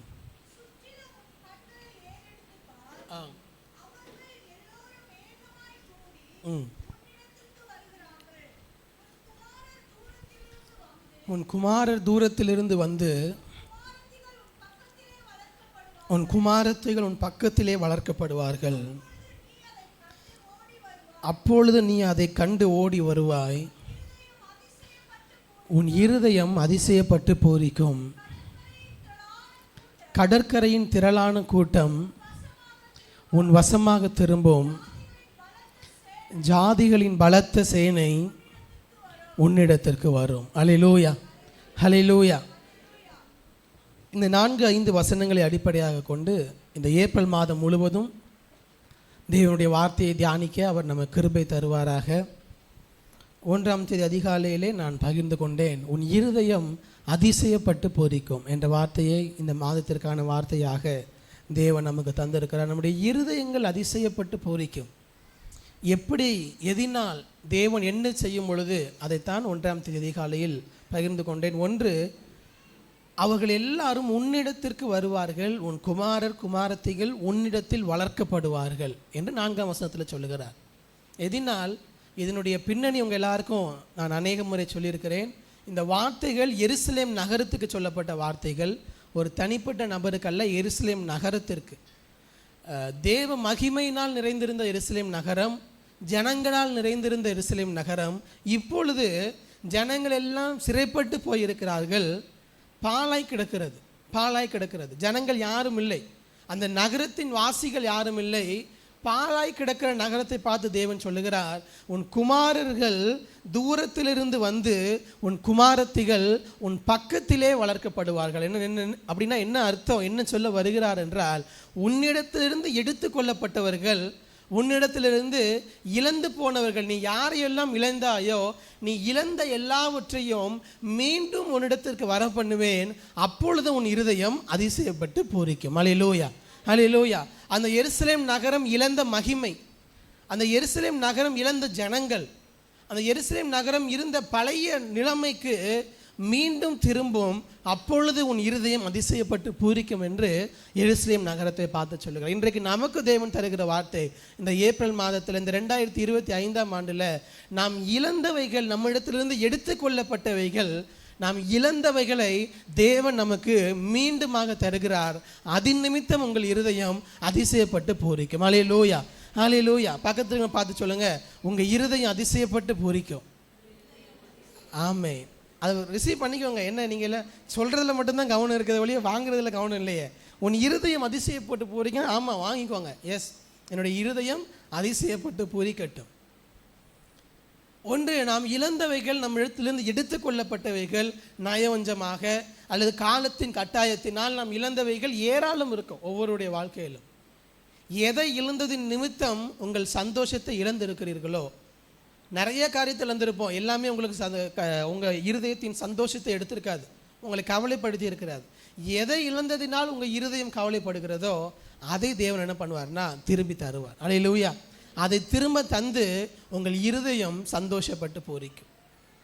உங்கள் இருதயம் அதிசயப்பட்டு பூரிக்கும் என்று சொல்லும் பொழுது, இங்கே முன்னாடி ஒருத்தர் வரலாம், இங்கே ஒருத்தர், அங்கே ஒருத்தர் உட்கார சொல்லுங்கள். உங்கள் இருதயம் அதிசயப்பட்டு பூரிக்கும் என்று சொல்லும் பொழுது, சந்தோஷப்படுகிறது வேறு, அதிசயப்பட்டு பூரிக்கிறது வேறு. அப்படிதானே? எப்போ அதிசயப்பட்டு ஆச்சரியப்பட்டு நம்ம சந்தோஷப்படுவோம்? எதிர்பார்க்காத ஒன்று நடக்கும் பொழுதுதான் நாம் ஆச்சரியப்பட்டு சந்தோஷப்பட்டு நம்ம இருதயம் பூரிக்கும். ஒன்று, நீங்கள் இழந்ததின் நிமித்தம் வந்த கவலைகள், உங்களிடத்திலிருந்து எடுத்துக்கொள்ளப்பட்டவைகள் நிமித்தம் வந்த கண்ணீர்கள், தேவன் அதை மாற்றுவார், உங்கள் இருதயத்தை அதிசயப்பட்டு பூரிக்க பண்ணுவார். ரெண்டாவது, நீங்கள் இழந்ததை அல்ல, நீங்கள் எதிர்பாராததையும் உங்களுக்கு தந்து உங்கள் இருதயத்தை அதிசயப்பட்டு பூரிக்க பண்ணுவார். ஹல்லேலூயா, ஹல்லேலூயா. இந்த மாதத்தில் இந்த 2 ஜெபத்தை விட்டுறாதீங்க. ஒன்று, எதை இழந்தது நிமித்தம் உங்கள் இருதயத்தில் கவலை இருக்கிறதோ, சமாதானமின்மை இருக்குதோ, கவலை இருக்குதோ, அதை தேவன் திருப்பி தருகிறார். 2, ஆண்டவரே, எதிர்பாராத எங்கள் வாழ்க்கையில் செய்து எங்கள் இருதயத்தை சந்தோஷப்பட்டு பூரிக்க பண்ணுங்க. ஹல்லேலூயா. இந்த 2 காரியத்தை மனதில் வைத்து ஜெபிங்க. தேவன் நம்முடைய இருதயங்களை அதிசயப்பட்டு பூரிக்க பண்ணுகிற தேவனாக இருக்கிறார். அதில் முதல் பகுதியை இந்த காலை நேரத்தில், இந்த முதல் வாரத்தில் உங்களோடு பகிர்ந்து கொள்ள விரும்புகிறேன். 4ஆம் வசனத்தின் முதல் பகுதியை வாசியுங்கள். போதும், சுற்றிலும் உன் கண்களை ஏறெடுத்து பார். இந்த வார்த்தையை கேட்டவுடன் உங்கள் மனதிலே வேதத்திலிருந்து ஏதாவது பகுதிகள் உங்கள் மனதில் வருகிறதா? அன்னைக்கு ஃபஸ்ட்டு 1ஆம் தேதி அதிகாலை வந்தவங்களுக்கு தெரிஞ்சிருக்கும். என்னவென்றால், வேதத்தில் ஆபிரகாமை பார்த்து தேவன் மீண்டும் மீண்டும் சொன்ன வார்த்தை, சுற்றிலும் உன் கண்களை ஏறெடுத்து பார். கண்களை ஏறெடுத்து பார்னாலே ஆபிரகாம் தான், ஆபிரகாம் தான். நீங்கள் வேதத்தை நன்றாக வாசிக்கிற நபராக இருந்தால், தியானிக்கிற நபராக இருந்தால் உங்களுக்கு தெரிந்திருக்கும், கண்களை ஏறெடுத்து பார் என்று தேவன் யாரை பார்த்து சொல்லுகிறார் என்றால் ஆபிரகாமை பார்த்து சொல்லுகிறார். நான் ஒரு முறை தான் என்னுடைய இதயத்தில் வந்தது. நேற்று வாசிக்கும் பொழுது ஒரு முறை அல்ல, 4-5 முறை கண்களை ஏறெடுத்து பார்த்தான் என்பது ஆபிரகாமுடைய வாழ்க்கையில் பார்க்க முடிகிறது. எல்லாருடைய வாழ்க்கையிலும் இல்லை, ஆபிரகாமுடைய வாழ்க்கையில் அதிகமாக பார்க்க முடிகிறது. கண்களை ஏறெடுத்து பார், உன் கண்களை ஏறெடுத்து பார், வானத்தை அண்ணாந்து பார், இப்படி திருப்பி திருப்பி ஆண்டவர் சொல்லுகிறார். அப்போ கண்களை ஏறெடுத்து பார் என்றால் நாம் எல்லாருக்கும் கண்ணு தெரியுது, அது தேவன் சொல்லவில்லை. உன் கண்களை ஏறெடுத்து பார் என்று சொல்லும் பொழுது உன்னுடைய பார்வையை சற்று மாற்று. நீ பார்க்கிற பார்வையை சற்று வித்தியாசமாக மாற்று. உன்னுடைய பார்வைகள், உன்னுடைய பெர்ஸ்பெக்டிவ் ஷுட் பி சேஞ்ச். உன்னுடைய பார்க்கிற பார்வையில் ஒரு மாற்றம் தேவை. இந்த ஏப்ரல் மாதத்தில் நாம் எதையெல்லாம் பார்க்கிற பார்வையில் நமக்கு மாற்ற வேண்டும். ஒரே ஒரு எடுத்துக்காட்டை சொல்லி ஆபிரகாமுடைய வாழ்க்கைக்கு நேராக நான் கவனத்தை செலுத்த விரும்புகிறேன். இயேசு கிறிஸ்து செய்த ஒரு காரியம் யோவான் 4ஆம் அதிகாரத்தில் 32ஆம் வசனத்தை வாசிங்க. யோவான் 4:32 வேகமாக ஒரு எடுத்து வாசிங்க. 4:30. அதற்கு அவர், நான் புசிப்பதற்கு நீங்கள் அறியாத ஒரு போஜனம் உண்டு. போஜனம்னா என்ன அர்த்தம்? சொல்லுங்க. சாப்பாடு. நீங்கள் எவ்வளோ யோசிக்கிறீங்களே, தெரியலையா? இல்லாட்டி சொல்ல வேண்டாம் நினைக்கிறீங்களா? போஜனம்னா சாப்பாடு. அப்போ நீங்கள் அறியாத ஒரு போஜனம் எனக்கு உண்டுன்னு இயேசு சொல்கிறாரு. நம்ம எல்லாரும் என்ன நினைப்போம்? உடனே சீஷர்கள் எல்லாம் அப்படி தான் நினச்சாங்க.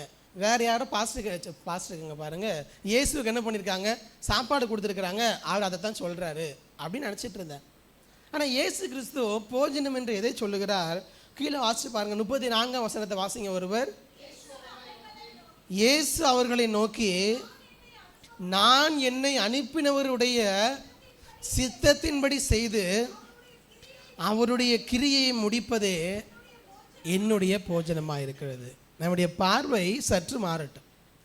இயேசு கிறிஸ்து போஜனம் என்று இன்னைக்கு மதியம் வீட்டில் செஞ்சு வச்சிருக்கிற சிக்கன் பிரியாணி ஆண்டவர் சொல்லலை. ஆண்டவர் போஜனம் என்றதை சொல்லுகிறார், அவருடைய சித்தத்தின்படி செய்து அவருடைய கிரியையை முடிப்பதே என் போஜனம்.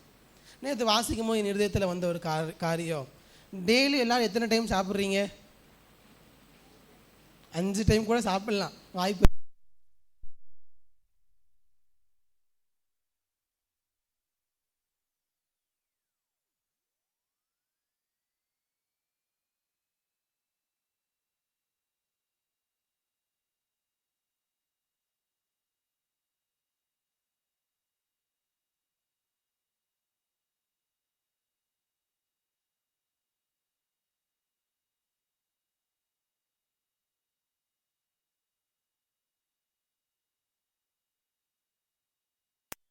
நேரம் சாப்பிட்றீங்க, 3 முறை ஜெபிங்க, 3 முறை ஜெபிங்க.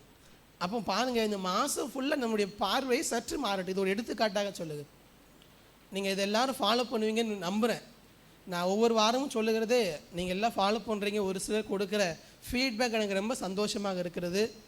நீங்கள் வசனத்தை கேட்டு சொல்ல விரும்புகிறவங்க தயவு செஞ்சு சொல்லுங்கள். எனக்கு அது இன்னும் உதவியாகத்தான் இருக்கிறது. வாட்ஸ்அப்லேயோ ஃபோன் பண்ணியோ இல்லை வாய்ஸ் மெசேஜாவோ டெக்ஸ்டாகவும் நீங்கள் எனக்கு அனுப்பலாம். உங்களுடைய ஃபீட்பேக்கை, உங்களுக்கு தேவன் இடைப்பட்ட காரியங்கள் கேர்சலில் கேட்குறாங்க இல்லைன்னு சொல்லலை, என்னிடத்துல நீங்கள் அனுப்பி கொடுக்க என்னுடைய நம்பருக்கு.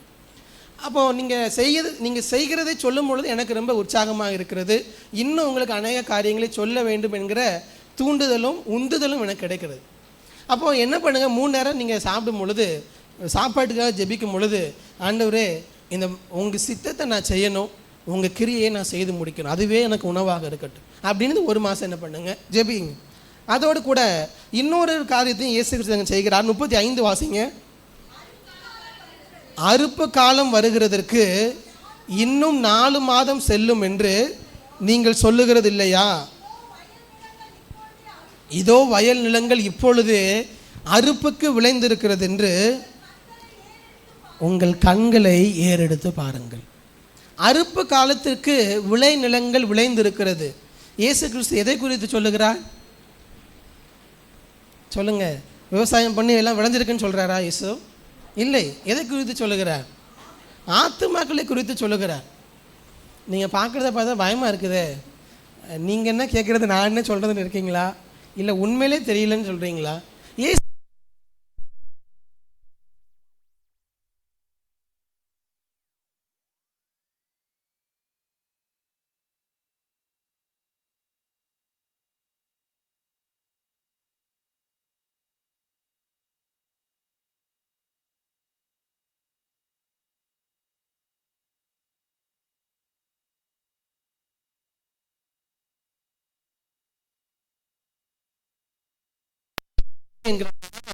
உங்கள் இருதயத்தில் என்னுடைய இருதயத்தில் இருக்கிறது.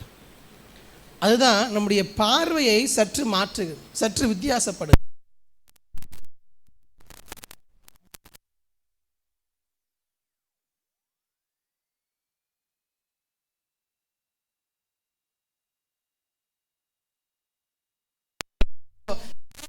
தாழ்ந்தவர்களாகவோ வேறுபடுத்தியோ நான் பெரியவன் நீ சிறியவன் இதெல்லாம் உலகம் பார்க்கிற பார்வை. நீங்களும் நானும் அதே பார்வையில் பார்த்தோம்னா நமக்கு அவர்களுக்கு எந்த வித்தியாசமும் இல்லை. நீங்கள் ஜனங்களை பார்க்கிற பார்வை ஆத்துமாக்கள் விளைச்சலுக்கு தயாராக இருக்கிறது. உங்கள் கூட வேலை செய்கிறவர்கள், உங்கள் வீட்டை சுற்றி இருக்கிறவர்கள், தெரிந்தவர்கள், நண்பர்கள், ஏரியாவில் இருக்கிறவங்க எல்லாரையும் நீங்கள் பார்க்கும் பொழுது விளைச்சலுக்கு ஆத்துமா தயாராக இருக்கிறது. விளைச்சலுக்கு அறுப்பதற்கு ஆட்கள் இல்லை. ஆண்டவரே, அறுவடைக்கு நீங்கள் அவளை அழைத்து வருவீராக, சபைக்குள்ளாக சேர்ப்பீராக. உங்கள் பார்வை அப்படி மாறட்டும். ஜனங்களை பார்க்கும் பொழுது, சுற்றி இருக்கக்கூடிய ஜனங்களை பார்க்கும் பொழுது, உங்கள் வீட்டுக்கிட்ட 4 சின்ன பிள்ளைங்க விளையாடிட்டு இருப்பாங்க, உங்கள் பார்வை அப்படி மாறட்டும்.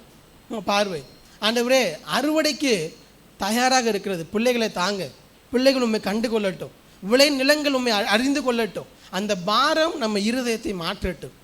அப்போ பாருங்கள், இயேசு கிறிஸ்து செய்த ஒரு இடத்தில் 2 காரியத்தை பார்க்குறோம். ஒன்று, போஜனத்தை எப்படி பார்க்கிறார், விளை நிலங்கள் ஜனங்களை எப்படி பார்க்கிறோம். இதே போல் நிறைய காரியங்களை நாம் பார்க்கிற பார்வையை தேவன் மாற்ற வேண்டும். நம்முடைய பார்வை சற்று வித்தியாசமாக வேண்டும். தேவன் விரும்புகிற விதத்தில் தேவனுடைய பார்வையில் பார்ப்பதற்கு இந்த ஏப்ரல் மாதத்தில் தேவன் நமக்கு கிருபை தருவார். ஹல்லேலூயா, ஹல்லேலூயா. நமக்கு நேரம் ஆகிவிட்டது. இருந்தாலும் சுருக்கமாக சொல்லி முடிக்கிறேன். வரக்கூடிய நாட்களில் இதை விரிவாக நாம் தியானிப்போம். ஆதியாகமம் 13ஆம் அதிகாரத்துக்கு நேராக கவனத்தை திருப்புவோம். ஆதியாகமம் 13. முதல் முறையாக ஆண்டவர் ஆபிரகாமை பார்த்து உன் கண்களை ஏறெடுத்து பார் என்று சொன்ன இடம். ஆதியாகமம் 13:14 வாசிங்க. லோத்து ஆபிராமை விட்டு பிரிந்த பின்பு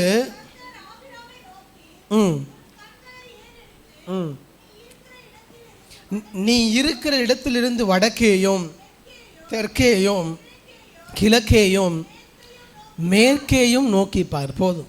முதல் முறையாக தேவன் ஆபிரகாமை பார்த்து உன் கண்களை ஏறெடுத்து பார் என்று சொல்லுகிறார். எப்பொழுது சொல்லுகிறார்? 14 முதல் பகுதியை பாருங்க. லோத்து ஆபிரகாமை விட்டு பிரிந்து சென்ற போது, பிரிந்த பின்பு, தேவன் லோத்து ஆபிரகாமுடைய வாழ்க்கையிலிருந்து எடுத்த பின்பு தேவன் சொல்லுகிறார், உன்னுடைய பார்வை எப்படி இருக்க வேண்டும், உன்னுடைய பார்வை சற்று சீர்தூக்கி பார், உன் கண்களை ஏறெடுத்து பார். எதனால் இதை சொல்லுகிறார்? நீங்கள் முன்பதாக உள்ள காரியங்களை வாசித்து பாருங்கள். ஆபிரகாமுடைய மந்தை மேய்ப்பருக்கும் லோத்துவனுடைய மந்தை மேய்ப்பருக்கும் என்ன உண்டாகுது? வாக்குவாதம் உண்டாகிறது. நம்ம எல்லாருக்கும் தெரிந்த பகுதி. நேரம் இல்லாததினால் வேகமாக செல்லுகிறேன். 2 பேருக்கு இடையில் வாக்குவாதம் உண்டாகிறது. லோத்துக்கு உண்டான எல்லாம் எப்படி இருந்துச்சுன்னா, ஆபிரகாமுக்கு இருந்தது போலவே லோத்துக்கு எப்படி இருந்துச்சு? எல்லா சொத்து இருந்துச்சு, சீமானா இருந்தான். அதனால தான் பெருக்கத்தை பூமி தாங்கக்கூடாதுன்னு வசனம் சொல்லுகிறது. ஆனால் லோத்துக்கு உண்டான எல்லாமே யார் மூலமாக வந்ததுன்னு பார்த்தோம்னா, ஆபிரகாமின் கூட இருப்பதனால் வந்தது. தேவன் ஆபிரகாமை ஆசீர்வதித்தார். ஆபிரகாமை ஆசீர்வதிக்கும் பொழுது கூட இருக்கிறவங்களுக்கு என்ன உண்டு? ஆசீர்வாதம் உண்டு. தேவன் நம்மை ஆசீர்வதிக்கும் போது நம்ம கூட இருக்கிறவங்க என்ன பண்ணுவாங்க? ஆசீர்வதிக்கப்படுகிறார்கள். தண்ணி பாய்ச்சும் பொழுது மரத்துக்கு பாய்ச்சணும்னா வாய்க்கால் என்ன பண்ணிக்கும்? தண்ணியை கொஞ்சம் குடிச்சுக்கும் இல்லையா? அதே போல் ஆபிரகாமை ஆசீர்வதிக்கிற ஆசீர்வாதம் அவனோடு ஒட்டி கொண்டு இருக்கிற லோத்துவையும் பிடித்துக்கிறது. அவனுக்கும் ஆசீர்வாதம் உண்டாகிறது. எப்படி சொல்லுகிறேன் என்றால், எப்பொழுது ஆபிரகாமை விட்டு தனியே போனானோ அதுக்கப்புறம் அவனுடைய வாழ்க்கையில் ஆசீர்வாதம் இல்லை, பார்க்க முடியும் வேதத்தில். அதனால தான் சொல்லுகிறேன். அப்போது லோத்துவினுடைய அப்பாவினுடைய சகோதரன் தான் ஆபிரகாம். தன்னுடைய அண்ணன் பையன் அவர் தான் லோத்து. ஸோ அப்போ இப்படி இருக்கிற நேரத்தில் அவரால் தான் நமக்கு எல்லாம். இப்படி இருக்கிற நேரத்தில் 2 பேருக்கு வாக்குவாதம் வருகிறதுனா யார் முதலாவது போய் அதை சரி பண்ணியிருக்க வேண்டும்? லோத்து தான் முதலாவது போய் சரி பண்ணியிருக்கணும். ஏன்னா அப்பா ஸ்தானத்தில் இருக்கிறார், நம்ம இவ்வளோ நாள் வழி நடத்துகிறார், எல்லாமே சொல்லி கொடுக்குறார், எல்லாத்தையும் செய்கிறார் தனக்காக. அப்போ லோத்து தானே முதலாவது போய் என்ன பண்ணியிருக்கணும், அதை சரி செய்திருக்க வேண்டும். ஆனால் லோத்து சரி செய்யவில்லை. வசனம் சொல்லுகிறது, 8ஆம் வசனத்தை வாசிங்க, 13:8. எனக்கும் உனக்கும் என் மேய்ப்பருக்கும் உன் மேய்ப்பருக்கும் வாக்குவாதம் வேண்டாம். யார் இனிஷியேட் பண்ணுறா அதை சரி பண்ணுவதற்கு? ஆபிரகாம். இன்னைக்கு நிறைய இடங்களில் நம்முடைய இருதயத்தில் சமாதான குறைச்சல் ஏற்படும் பொழுது நிறைய பேர் சொல்கிற வார்த்தை, அவங்க முதல்ல என்ன பண்ணட்டும், சாரி கேட்கட்டும். கணவன் மனைவிக்கு இடையில் அநேக குடும்பங்களில் பிரச்சனைக்கு காரணமே ஹூ இஸ் ஃபர்ஸ்ட், யார் முதலாவது மன்னிப்பு கேட்பது. அவள் சாரி கேட்டுட்டானா என்ன பாஸ்டர், ஓகே தான், நான் ஒன்றே சரி பண்ணிடுவேன், எனக்கு ஒன்றும் பிரச்சனை இல்லை. சாரி என்ன பண்ணும், கேட்கணும். எத்தனை பேர் எப்படி இருக்கிறீங்க, பாஸ்டர் நேற்று நடந்தது எப்படி சொல்கிறீங்கன்னு பார்க்குறீங்களா? எல்லார் வீட்லேயும் கேமரா வச்சுருக்கிறேன், அப்படி தான் சின்ன பிள்ளைங்களெல்லாம் சொல்லி ஏமாற்றி வச்சுருக்கிறேன். நம்ம யார் முதலாவது சாரி கேட்குறது? தப்பு பண்ணது யார் முதலாவது கேட்குறது? கணவன் மனைவிக்கு இடையில் கணவன் மனைவியையும் மனைவி கணவனையும் மாறி மாறி சொல்ல வேண்டியதுதான். ஆனால் ஆபிரகாமுடைய பார்வையை பாருங்க, நான் பெரிய ஆள் தான் இல்லைன்னு சொல்லலை, என்னோட வயது உன்னோட வயது ஒன்றும் கிடையாது, நீ என்னுடைய அண்ணன் பையன், நீனும் நானும் ஈக்குவலும் கிடையாது, ஆனாலும் பரவாயில்ல, இது நிமித்த ஒரு சமாதான குறைச்சல் எனக்கு தேவையில்லை. என்னுடைய இருதயத்தின் சந்தோஷத்தை இது நிமித்தம் குலைப்பதற்கு நான் தயாராக இல்லை, நீ வேணா அப்படி இருந்துக்கோ, நான் தயாராக இல்லை.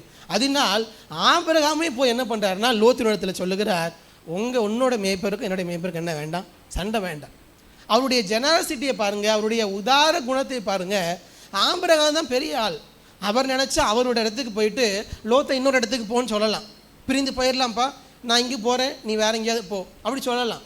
ஆனால் ஆபிரகாமை பாருங்கள், லோத்துவுக்கு அந்த உரிமையை கொடுக்குறார். லோத்துவை பார்த்து சொல்லுகிறார், 9ஆம் வசனத்தில் பாருங்கள், நீ என்னை விட்டு பிரிந்து போகலாம், நீ இடதுபுறம் போனால் நான் வலதுபுறம் போகிறேன், நீ வலதுபுறம் போனால் நான் இடதுபுறம் போகிறேன், நீ யூ டேக் த சாய்ஸ், நீ என்ன செய்யணுமோ செஞ்சுக்கோ. ஆனால் நிறைய நேரத்தில் நான் நினச்சதுபடி தான் நான் செய்வேன், நீ மாற்றிக்கோ. இல்லை, நம்முடைய பார்வை சற்று மாறட்டும். நம்ம சமாதான குறைச்சலுக்கு எங்கெல்லாம் நம்முடைய வாழ்க்கையில் இடம் இருக்குதோ, யூ டேக் த இனிஷியேட்டிவ். எங்கெல்லாம் உங்கள் சமாதானம் கெட்டு போவதற்கான இடம் இருக்கிறதோ, எந்தெந்த நபர்களிடத்தில் இடம் இருக்கிறதோ அவங்க வரணும்னு எதிர்பார்க்காதீங்க, இல்லை அப்படியே விட்டுலான்னு விடாதீங்க. You take the initiative. நீங்கள் முயற்சி எடுங்க. அவங்க அதற்கு ஒத்துழைக்கிறாங்களோ இல்லையோ அதை பற்றி நமக்கு கவலை இல்லை. நம்முடைய இருதயத்தில் அதன் நிமித்தம் சமாதான குறைச்சல் இருக்கக்கூடாது. அந்த நபரை குறித்தோ அந்த சூழ்நிலைகளை குறித்தோ யோசிக்கும் பொழுது உங்கள் இருதயத்தில் சமாதான குறைச்சல் இருந்தால் நீங்கள் முயற்சி எடுத்துருங்க. இல்லை பாஸ்டர், அதை குறித்து எனக்கு எந்த காயமும் இல்லை, ஃப்ரீயாகிட்டு சமாதானமாக இருக்கிறேன்னா பிரச்சனை இல்லை. அவங்க ஒத்துழைக்காத பட்சத்தில் நாம் ஒன்றும் செய்ய முடியாது. நாம் முயற்சி எடுக்கவில்லை என்றால் நம்முடைய இருதயத்தில் அது சமாதான குறைச்சலை தந்து கொண்டே இருக்கும். நம்முடைய பார்வை சற்று மாறட்டும். ஜனங்களை டீல் பண்ணுறதில்ல சமாதான குறைச்சல் ஏற்படுதா, உடனே இனிஷியேட் எடுத்துருங்க, தவறே கிடையாது. எத்தனை முறை சாரி கேட்டாலும் தப்பு கிடையாது. மனைவினிடத்திலேயோ கணவனிடத்திலேயோ பெற்றோரிடத்திலேயோ பிள்ளைகளிடத்திலேயோ தவறே இல்லை. நாம் தவறு செய்யும் பட்சத்தில் தவறே இல்லை. உடனே ஆபிரகாம் சொல்லுகிறார், சொன்ன உடனே 10ஆம் வசனத்தில் பாருங்கள், அப்பொழுது லோத்து தன் கண்களை ஏறெடுத்து பார்த்து ஒரு இடத்தை சூஸ் பண்ணுகிறார். இங்கே தான் லோத்தினுடைய பார்வைக்கும் ஆபிரகாமுடைய பார்வைக்கும் உள்ள வித்தியாசத்தை பார்க்க முடிகிறது. லோத்து எதை வைத்து முடிவெடுக்கிறார் எங்கே போவது என்று 10ஆம் வசனத்தினுடைய கடைசி பகுதியை பாருங்கள். சோதம் குமாராவை அழிக்கும் முன்னே சோவாருக்கு போகும் வழி மட்டும் அது எப்படி காணப்பட்டுச்சா, கர்த்தருடைய தோட்டத்தை போல காணப்பட்ட இடம் சோதம் குமாரா. கர்த்தருடைய தோட்டத்தை போல எகிப்து தேசம். ஏன் எகிப்து தேசம் என்றால் மிகவும் செழிப்பான ஒரு இடம்.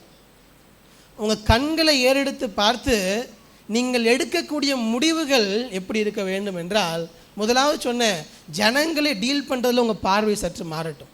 வழக்கமாக எல்லாரும் செய்வது அல்ல நாம் செய்ய வேண்டியது. எனக்கு தெரிந்த எத்தனையோ குடும்பங்கள் இருக்கிறது. ஒன்று உங்கள் எல்லாருக்காக சொல்கிறேன், 20 வருஷமாக ஒரே வீட்டில் கணவன் மனைவி பேசாமல் ஒரே வீட்டில் இருக்கிறத பார்த்துருக்குறீங்களா? பரவாயில்ல, அப்போனா நிறைய பெருகிருச்சுன்னு அர்த்தம்.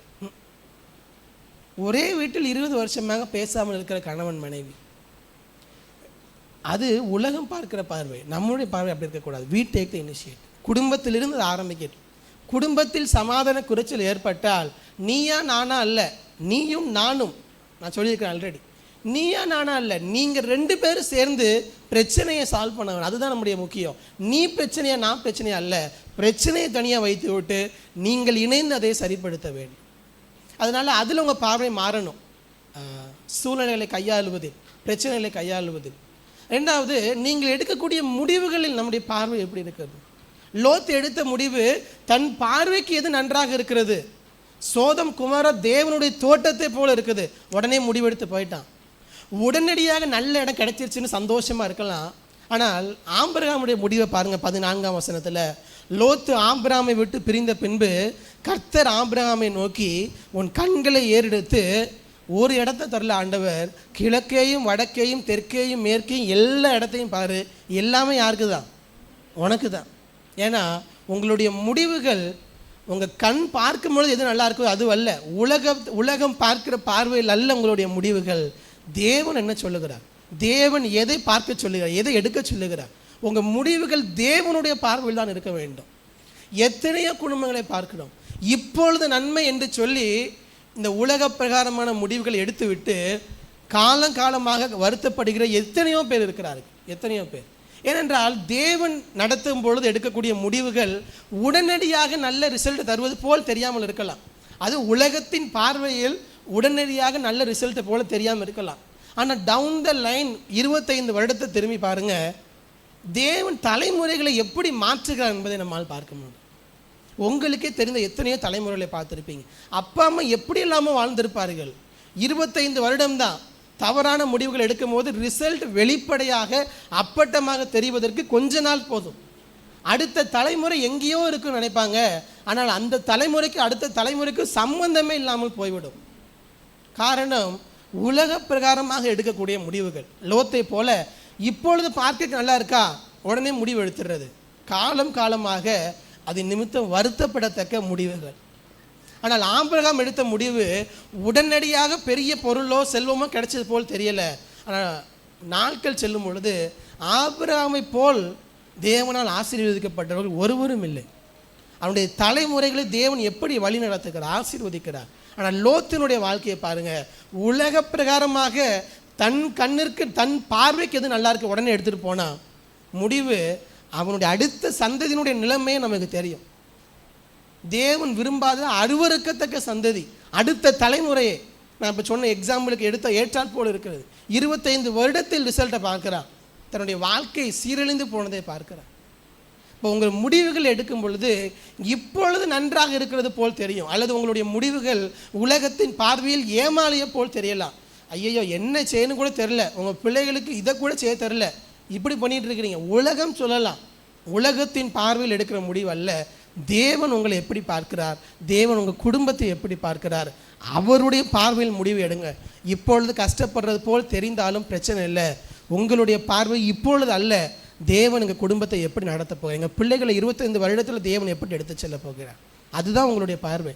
அதற்காக இப்போ நீங்கள் சாக்ரிஃபைஸ் பண்ணுறதோ இப்போ விட்டு கொடுப்பதோ ஒரு நாளும் வீணாய் போவதில்லை. ஆனால் இப்பொழுது உடனடியாக கிடைப்பதற்காக தேவனுடைய சத்தத்தை கேட்காமல் விட்டு விடாதீர்கள். லோத்தை போல நாம் ஜனங்களை சுற்றி இருக்கக்கூடிய நபர்களை டீல் பண்ணுறதில் நம்முடைய பார்வை மாறணும். நாம் எடுக்கக்கூடிய முடிவுகளில் நம்முடைய பார்வை மாறணும். ஒன்றை சொல்லி முடிக்கிற டைம் ஆயிடுச்சு. ஆதியாகமம் 18ஆம் அதிகாரம் 2ஆம் வசனத்தை வாசிங்க.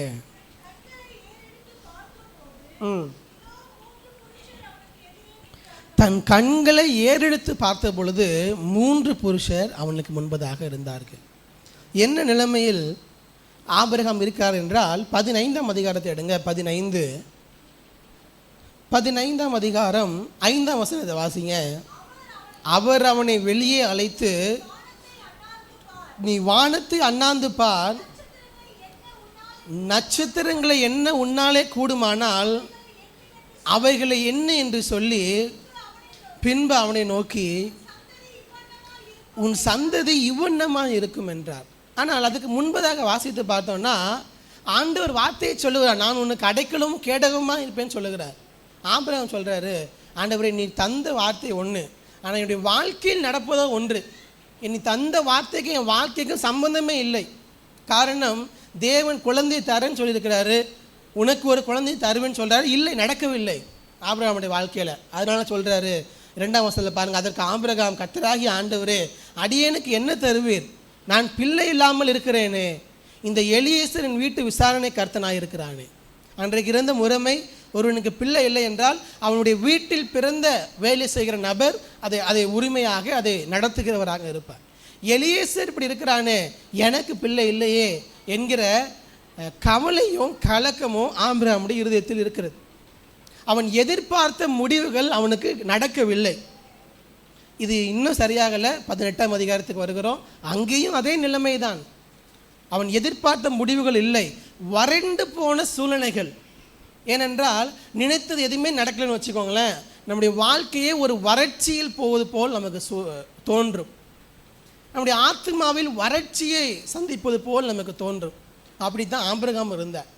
ஆனால் அந்த வறட்சியிலும் அந்த இக்கட்டான சூழ்நிலையிலும் தேவனை பார்ப்பதற்கு ஆபிரகாம் மறக்கவில்லை.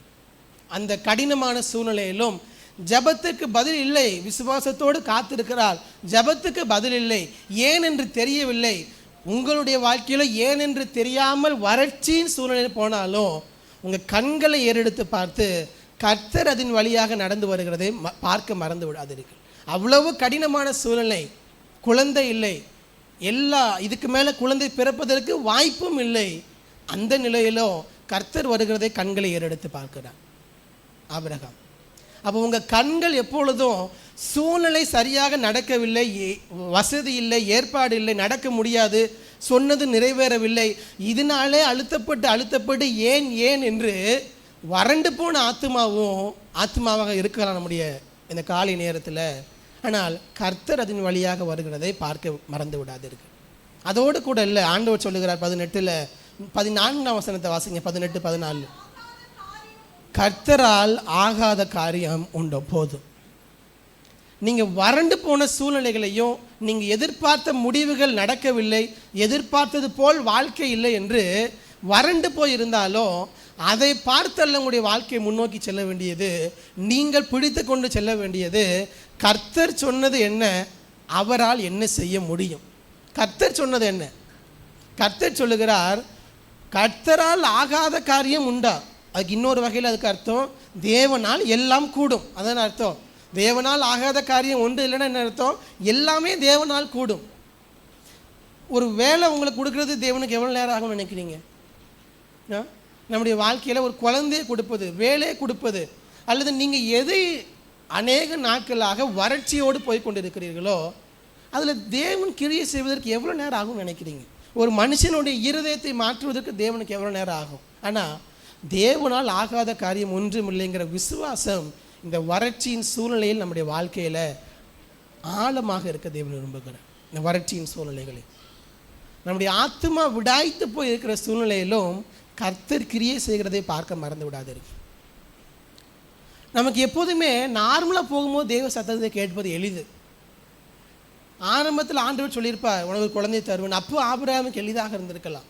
ஆனால் நாட்கள் செல்ல செல்ல நிறைவேறவில்லை, காலங்கள் மாறுகிறது, நடக்க வாய்ப்பு கம்மியாகி கொண்டே இருக்கிறது, ஒரு கட்டத்தில் வாய்ப்பே இல்லாத சூழ்நிலை. அப்பொழுதும் ஆண்டவர் அதே சொல்லி கொண்டிருக்கிறார். ஏற்றுக்கொள்ள முடியவில்லை. ஆனால் சூழ்நிலைகளை பார்த்து அல்ல உங்களுடைய இருதயம், உங்கள் இருதயம் எதை பார்க்க வேண்டும் என்று சொன்னால் தேவன் தந்த வார்த்தையையும் தேவனால் என்ன செய்ய முடியும் என்பதையும் பார்க்க வேண்டும். ஒரு கதையை சொல்லி ஜெபித்து முடிக்கிறேன். ஒரு பையன் இருட்டுக்குள்ளே நடந்து போனானா, ஃபுல் இருட்டு, எதுவுமே தெரியவில்லை. ஆண்டவர்கிட்ட சொன்னான், ஆண்டவரே எனக்கு நடக்க உதவி செய்யுங்க. ஆண்டவர் உதவி செய்கிறார். முன்னாடி போப்பா, லெஃப்டில் போப்பா, ரைட்டில் போப்பான்னு சொல்கிறார். இவனும் அதை கேட்டார் போல் லெஃப்டில் ரைட்லன்னு போய்கிட்டே இருக்கிறான். ஒரு கட்டம் வரும்பொழுது அவசரப்பட்டு ஒரு ஸ்டெப்பை எடுத்து வச்சுட்டான். தேவ சத்தத்தை கேட்கறதுக்கு முன்னாடி ஸ்டெப் எடுத்து வச்சுட்டான். அது சறுக்கிடுச்சு மலையிலிருந்து. அவ்வளோ தூரம் கஷ்டப்பட்டு போனவன் சறுக்கி கீழே விழுகிறான். கீழே விழும்பொழுது ஆண்டவர்கிட்ட சொல்கிறான், ஆண்டவரே எனக்கு இப்போ உதவி செய்யுங்க, எப்படியாவது காப்பாற்றுங்கன்னு கேட்குறான். உடனே ஆண்டவர் உதவி செய்கிறார். ஒரு மரக்கிளே கரெக்டாக வருது, பிடித்து கொள்ளுகிறான், தப்பித்து விட்டான். ரொம்ப சந்தோஷம். ஆண்டவரே எப்படியே காப்பாற்றிட்டீங்க, இப்போ என்ன ஆண்டவரே செய்கிறது, காப்பாற்றுங்கன்னு சொல்கிறான். ஆண்டவர் சொல்கிறாரு, நீ மரக்கிளையை விட்டுரு, அப்படின்னு ஆண்டவர் சொல்கிறார். இவனால் என்ன பண்ண முடியல அப்படின்னா, இவ்வளோ நேரம் ஆண்டவர் லெஃப்ட்டு ரைட்டு ஸ்ட்ரைட்டுன்னு சொல்கிறதெல்லாம் கேட்டுட்டு போனவன் இப்போ மரக்கிளையை விடுன்னு சொல்லும்போது என்ன பண்ண முடியலை, விட முடியலை. கைகள் அரை மணி நேரம் ஆகுது, 1 மணி நேரம் ஆகுது, கை வலிக்குது, தாங்க முடியலை. ஒரு கட்டம் வரும்போது இதுக்கு மேலே பிடிக்கவே முடியலை அவனால். ஏன்னா கை எவ்வளோ நேரம் தான் தாங்கும்? சில மணி நேரங்கள் ஆகிறது. அவனை அறியாமலே தூங்கிட்டான். அறியாமலே கை இதுக்கு மேலே பிடிக்க முடியாமல் மறுத்து கையை விட்டுட்டான். விட்டதுக்கப்புறம் பார்த்தா 1 அடியில் தரை இருக்கிறது. உயிர் பிழைத்து கொண்டான். இதுலேருந்து என்ன தெரிகிறது? எல்லாமே நார்மலாக போகும் பொழுது ஆண்டவருடைய சத்தத்துக்கு கீழ்ப்படிவதும் ஆண்டவர் மேலே விசுவாசம் இருப்பது எல்லாருக்கும் எளிது, எல்லாரும் செஞ்சிருவோம். ஆனால் அந்த நிலையை தொங்கிக் கொண்டு இருக்கும் போதும் தேவ சத்தத்தை கேட்க முடியுதா? அந்த நிலையிலும் தேவ சத்தத்துக்கு கீழ்ப்படிய முடிகிறதா? அதுதான் கேள்வி. ஆபிரகாமுக்கு எல்லாம் நார்மலாக இருக்கும்போது ஈஸியாக இருந்துச்சு. இதுக்கு மேலே வாய்ப்பு இல்லை, நடக்க வாய்ப்பு இல்லை, எதிர்பார்க்கிறது நடக்குமான்னு தெரியலை. அந்த நேரத்திலும் தேவ சத்தத்தை கேட்குறோமா? இதுக்கு மேல் வாய்ப்பு இல்லை என்றாலும் தேவ சத்தத்தை கேட்குறோமா? கேட்டாலும் அதற்கு கீழ்ப்படிய தயாராக இருக்கிறோமா? அதுதான் கேள்வி. உங்களுடைய பார்வை சற்று மாறட்டும். நிறைய நேரங்கள் எல்லாமே நமக்கு நார்மலாக இருக்கும். அப்போ ஆண்டவர் லெஃப்ட்னாலும் லெஃப்ட் போவோம், ரைட்னாலும் ரைட்டு போவோம், தேவ சத்தத்தை கேட்டுக்கொண்டே இருப்போம், கீழ்ப்படிவோம்.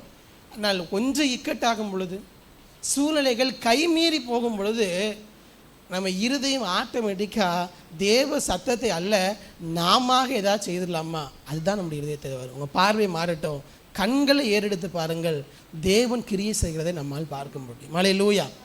அப்படின்னாலும் ஒரு கட்டம் வரும், நீங்கள் எவ்வளோ முயற்சித்தாலும் கடைசி முடியாதுங்க ஒரு கட்டம் வரும். அப்போது ஆண்டவர்கிட்ட தான் வருவோம். அந்த பையனை மாதிரி அண்ணன் அவ்வளோ நேரம் கை வலியோட கஷ்டப்பட்டு கை வலி தாங்காமல் இருந்து அதுக்கப்புறம் ஆண்டவர்கிட்ட வருவோம். இல்லை, ஏன் நாட்களையும் பொழுதையும் கஷ்டத்தோடு கழிக்கணும், ஆண்டவரோடு சந்தோஷத்தோடு கழிப்போம். அப்போவே விட்டுருந்தாங்கன்னா சந்தோஷமாக இருந்திருக்கலாம். இந்த காலை நேரத்தில் எல்லாம் முத்துனதுக்கு அப்புறம் வேறு வழியே இல்லைங்கிறதுக்கு அப்புறம் ஆண்டவர்கிட்ட அல்ல, ஆண்டவருடைய சத்தத்தை கீழ்ப்படிவது அல்ல. இப்போ ஆண்டவர் சொல்கிறாரா, தைரியத்தோடு ஸ்டெப் எடுங்க, விசுவாசத்தில் முதல் அடி எடுங்க, அடுத்த அடி ஆண்டவர் எடுப்பார். நான் ஸ்டெப்பே எடுக்க மாட்டேன், ஆண்டவர் மட்டும் அங்கே கொண்டு போய் விட்டணும்னா ஆண்டவர் ஏதாவது அதிசயம் பண்ணி ஜீவமாக பண்ணி தான் உங்களை கொண்டு போய் விடணும். ஸ்டெப்பு எடுக்க சொல்கிறாரா, எடுங்க, அடுத்த ஸ்டெப் அவர் எடுப்பார். நீங்கள் ஸ்டெப்பே எடுக்காமல் எல்லா ஸ்டெப்பும் ஆண்டவர் எடுக்கணும்னா அது வாய்ப்பு இல்லை. அதனால் ஆண்டவரை நோக்கி பாருங்கள். எல்லா நேரத்துலையும் உங்கள் விசுவாச கண்களை ஏறெடுத்து பாருங்கள். ஆண்டவர் என்ன சொல்லுகிறார்? இப்பொழுது வாய்ப்பு இல்லாத மாதிரி இருக்கலாம். லோத்து இப்பொழுது வாய்ப்பு இருக்குது போல லோத்துக்கு இருக்குது, ஆபிரகாமுக்கு வாய்ப்பு இல்லாதது போல இருக்குது. ஆனால் தேவன் சொல்கிறாரா, முடிவுகளை தைரியமாக எடுங்கள். தேவன் சொல்லுகிறாரா, காரியங்களை செய்யுங்கள். வறட்சியின் சூழ்நிலையில் தேவ சத்தத்தை கேளுங்கள், கீழ்ப்படியுங்கள். அவரால் என்ன செய்ய முடியும் பாருங்க, அவர் நம்முடைய இருதயங்களை அதிசயப்பட்டு பூரிக்க பண்ணுவார். அல்லேலூயா. எல்லாரும் இருக்கடங்களை கண்களை மூடி, எல்லாரும் இருக்கடங்களை கண்களை மூடி ஆண்டவரை நோக்கி பார்த்து, ஆண்டவரே எங்கள் இருதயங்கள் உங்களையே நோக்கி பார்க்கிறதப்பா, எங்கள் இருதயங்கள் உங்களையே நோக்கி பார்க்கிறது. நீர் எங்கள் வாழ்க்கையில் பெரிய காரியங்களை செய்யுங்க, நீர் எங்கள் வாழ்க்கையில் பெரிய காரியங்களை செய்யுங்க. ஆண்டவரை பார்த்து கரங்களை உயர்த்தி சொல்லுவோம், அப்பா என்னுடைய வாழ்க்கையின் இக்கட்டான சூழ்நிலையிலும் நான் உண்மையே நோக்கி பார்க்கிறேன். ஆண்டவரே உண்மையே நோக்கி பார்க்கிறேன், உங்கள் வார்த்தையை நோக்கி பார்க்கிறேன். நீ சொன்ன வார்த்தையை பிடித்துக் கொள்ளுகிறோம். கர்த்தரால் ஆகாத காரியம் உண்டோ? ஆண்டவரே அந்த சூழ்நிலையிலும் உங்களை நோக்கி பார்க்க வார்த்தையை தந்த தேவன் நிறைவேற்றி முடிக்க போதுமானவர் என்று சொல்லி உங்களை நோக்கி பார்க்க எங்களுக்கு கிருபை தருவீராக, உங்களை நோக்கி பார்த்து எங்களுக்கு கிருபை தருவீராக. ஹல்லேலூயா, ஹல்லேலூயா. உம்மைத்தான் நம்பி இருக்கிறோ, உம்மையன்றி யாரும் இல்லையப்பா. எல்லாரும் சேர்ந்து சொல்லுவோமா, உம்மைத்தான் நம்பி இருக்கிறோ, உம்மையன்றி யாரும் இல்லையப்பா. அற்புதம் செய்யுங்கப்பா, அற்புதம் செய்யுங்கப்பா எங்க வாழ்க்கையில். உம்மைத்தான் நம்பி இருக்கோம் இயேசுப்பா, அற்புதம் செய்யுங்கப்பா எங்க வாழ்க்கையில. உம்மைத்தான் நம்பி இருக்கோம் இயேசுப்பா, உம்மைத்தான்